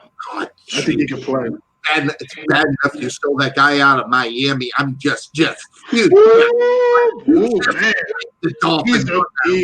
I think right now he might be the best safety in the AFC. I'm right there with you. I am right there with you. All right. Might be. Last game, Tennessee. You know, do you love Ryan Tannehill? Do you believe in Ryan Tannehill? Believe me, I don't believe in Ryan Tannehill. I've seen him in Miami. And guess what? You may have 1 or 2 years, but you go back to what you are. Ryan Tannehill is not maybe temporarily.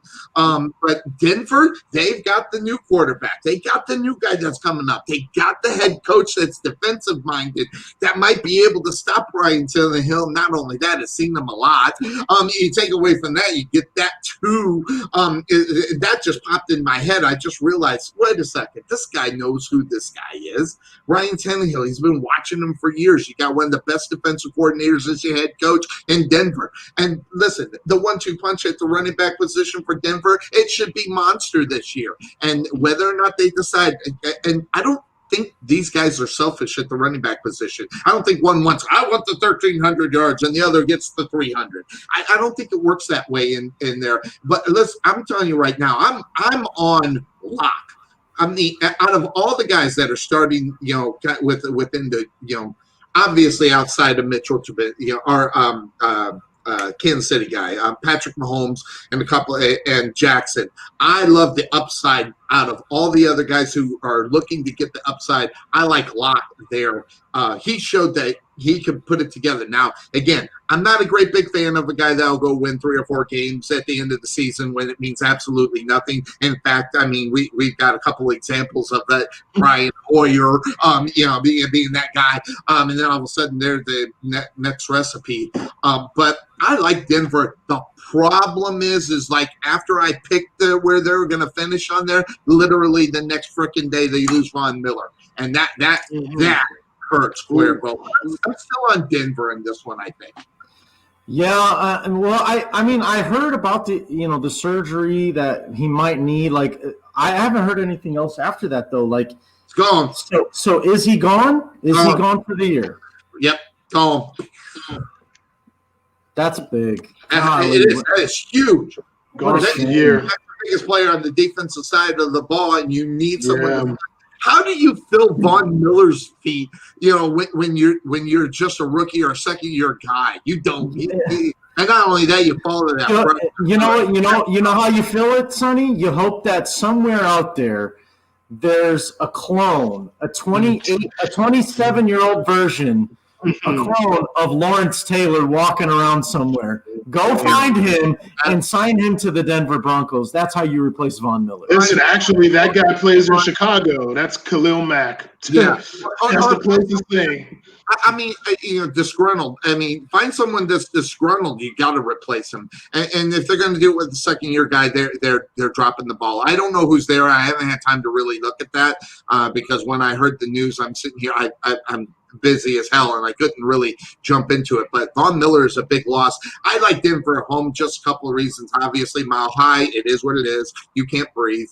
And listen, coming from Tennessee, listen, I don't trust Ryan Tannehill. I really don't. Now, he got his money. Congratulations. Wonderful. Was it the right move for him? Probably, because when you looked out at the circuit, there wasn't anybody else really out there better. Plus you get the euphoria of what he did to get him to the playoffs and into the playoffs. So you kind of ride that boat and see what you can do with it. But I just don't. I've seen enough of Ryan Tannehill in Miami to where I'm not convinced that he could be the guy. However, Vrabel is the reason why that team plays the way they play. Vrabel is a badass. He's always been a badass, and he just took it into his coaching. And you can see the difference the way the whole team plays. But week number 1 on the road, COVID, mile high, all the things really don't stack, really, in my opinion, against the Titans getting the victory. What do you think there, Cuervo? Yeah, I think the only challenge that Denver's going to have in this game, Sonny, is finding a way to contain Derrick Henry. And I mean, we could say that every week, but I want to see where Derrick Henry's at. Is he still, going to be the dominant force that he was during the end of the season? Yes. And without Von Miller, how do the Broncos slow him down? Is it going to be the rest? Is it Bradley Chubb? Well, they weren't going to run that way anyway, Cuervo, okay? Listen, if Von Miller was in the game, they weren't going that way anyway. So somebody better make a damn tackle. I mean, because, listen, if Derrick Henry jumps off for 220, and 3 touchdowns, turn out the lights, the party's over in Denver, and everybody's going to be crying in their beer. The tear in the beer will start really quick. Yeah, absolutely.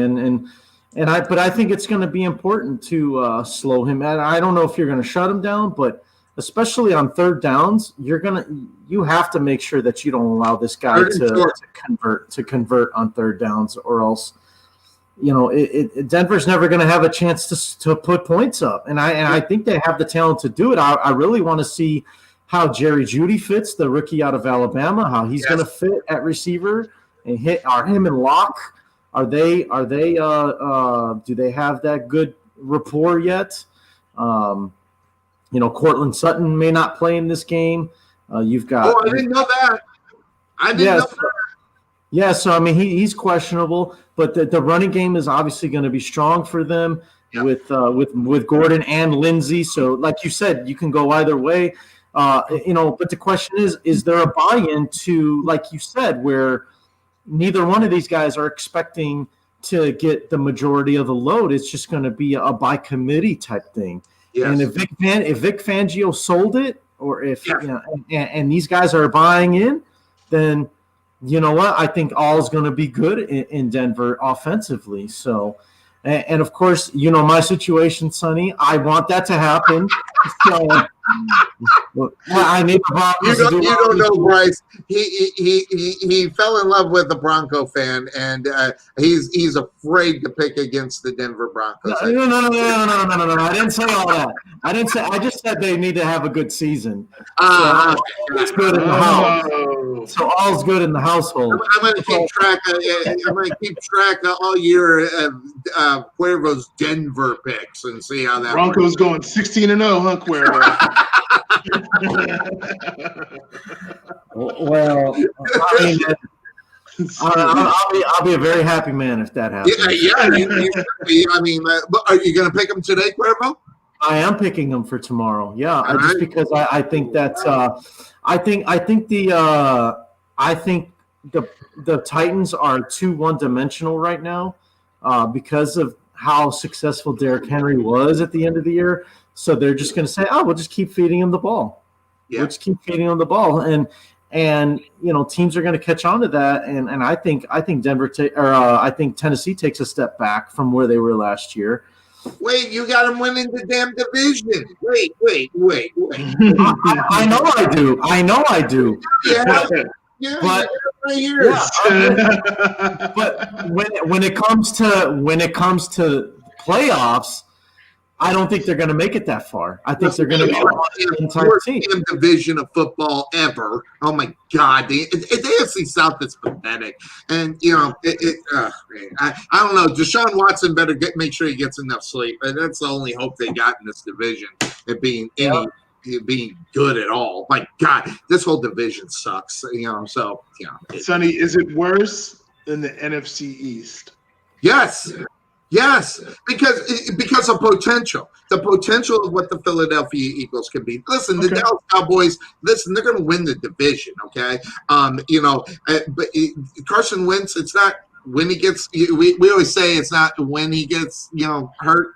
It's when he gets hurt. If he's going to get hurt, well, guess what? He starts the first, can't even get out of a cream puff training camp without getting freaking hurt. Guess what? He's already there. So, but the potential of what he can be, listen, I don't know about Jones or not, and whether or not he can step up and be that guy in New York and be the next Eli Manning, if you got mad love for him, which I don't, but I get the success part. And even to the point, Dwayne Haskins, where's Washington? Listen, you want to talk about a team that has absolutely nothing to lose this year. Zero is the Washington Redskins. Could you imagine them finishing third in the division or even second?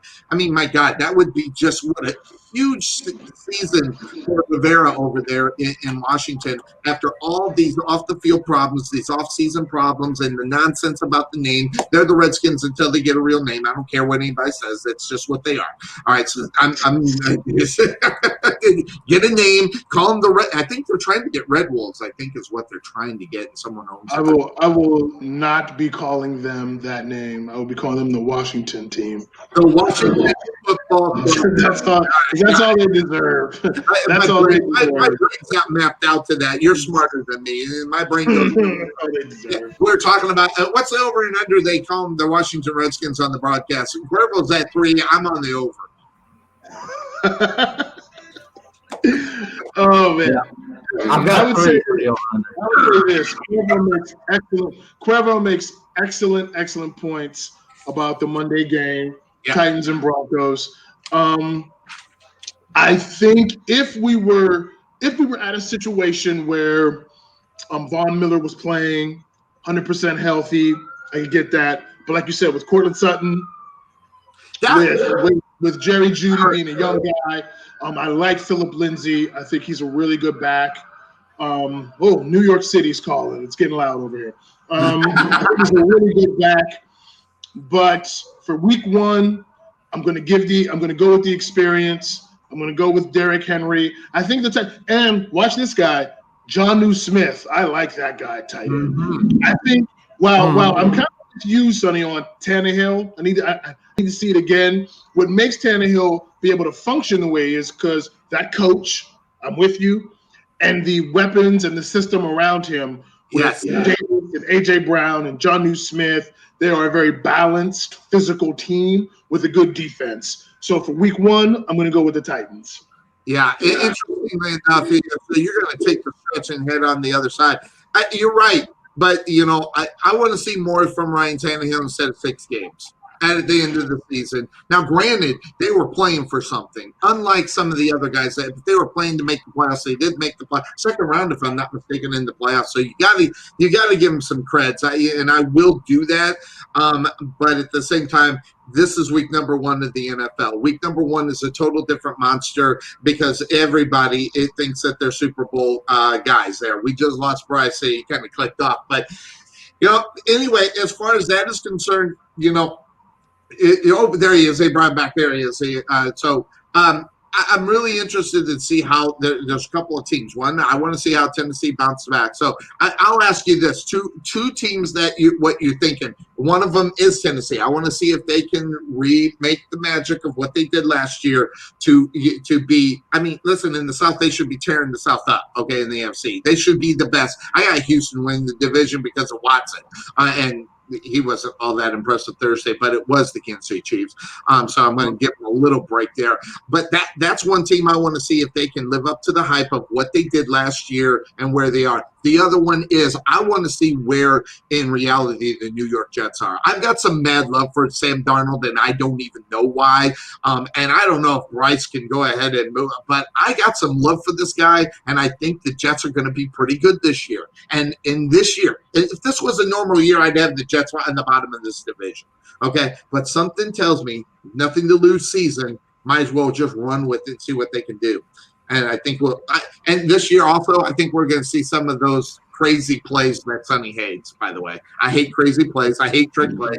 They make me mad. Makes me think they're wimps. That's just me. But I think we're going to see a lot of that because of the season and what's going on as well. So, Bryce, what do you got?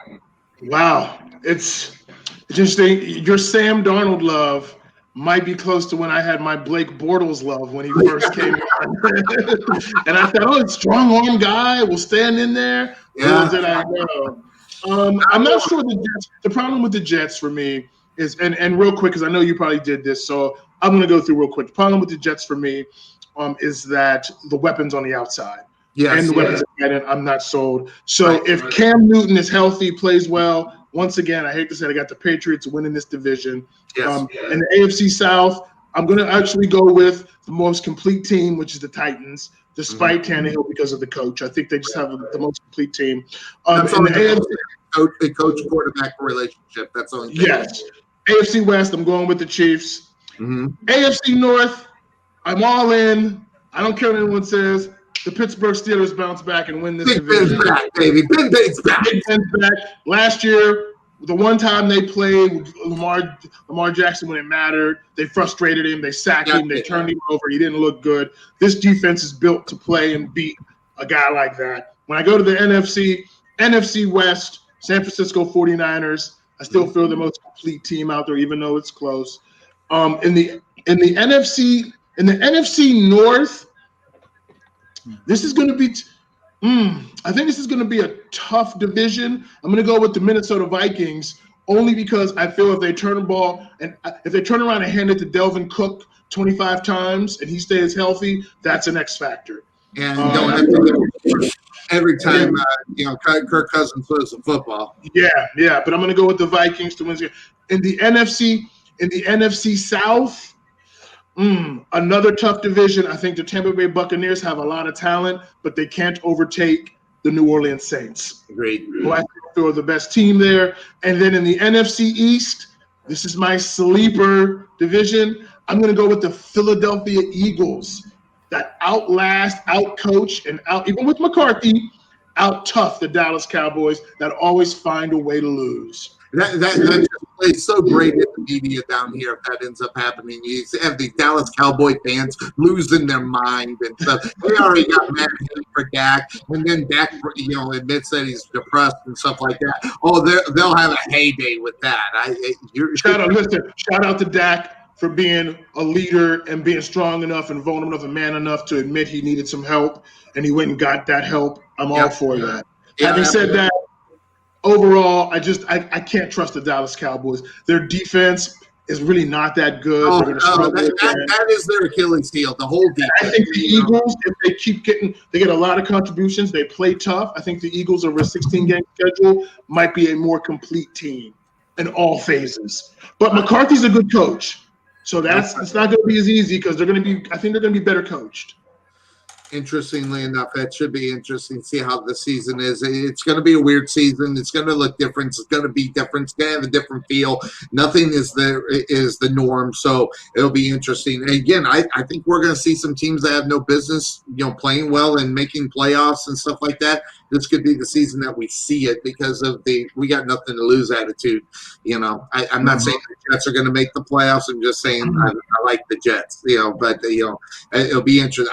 Maybe it's because I want. We're talking third year. You usually see a turning quarterbacks in the third year. If they seem like they got what it's going to take, it usually clicks in year 3 and year 4. A lot of times year 3. It usually takes a little step back in year 4, but year 5 they're just unbelievable. I just want to hope that's going to be Sam Darnold. Listen, the Buffalo quarterback, his name slipped on my mind. That guy's a badass. I think he's going to be huge. But I hope just for my pick's sake that he's not as great as that he's got the capability, because he's another third year guy that is going to be going out there. What's his name? Josh Allen. Yeah. So and he's already proved that he can play. He's already proved he can ball. So it'll be interesting to see where they go.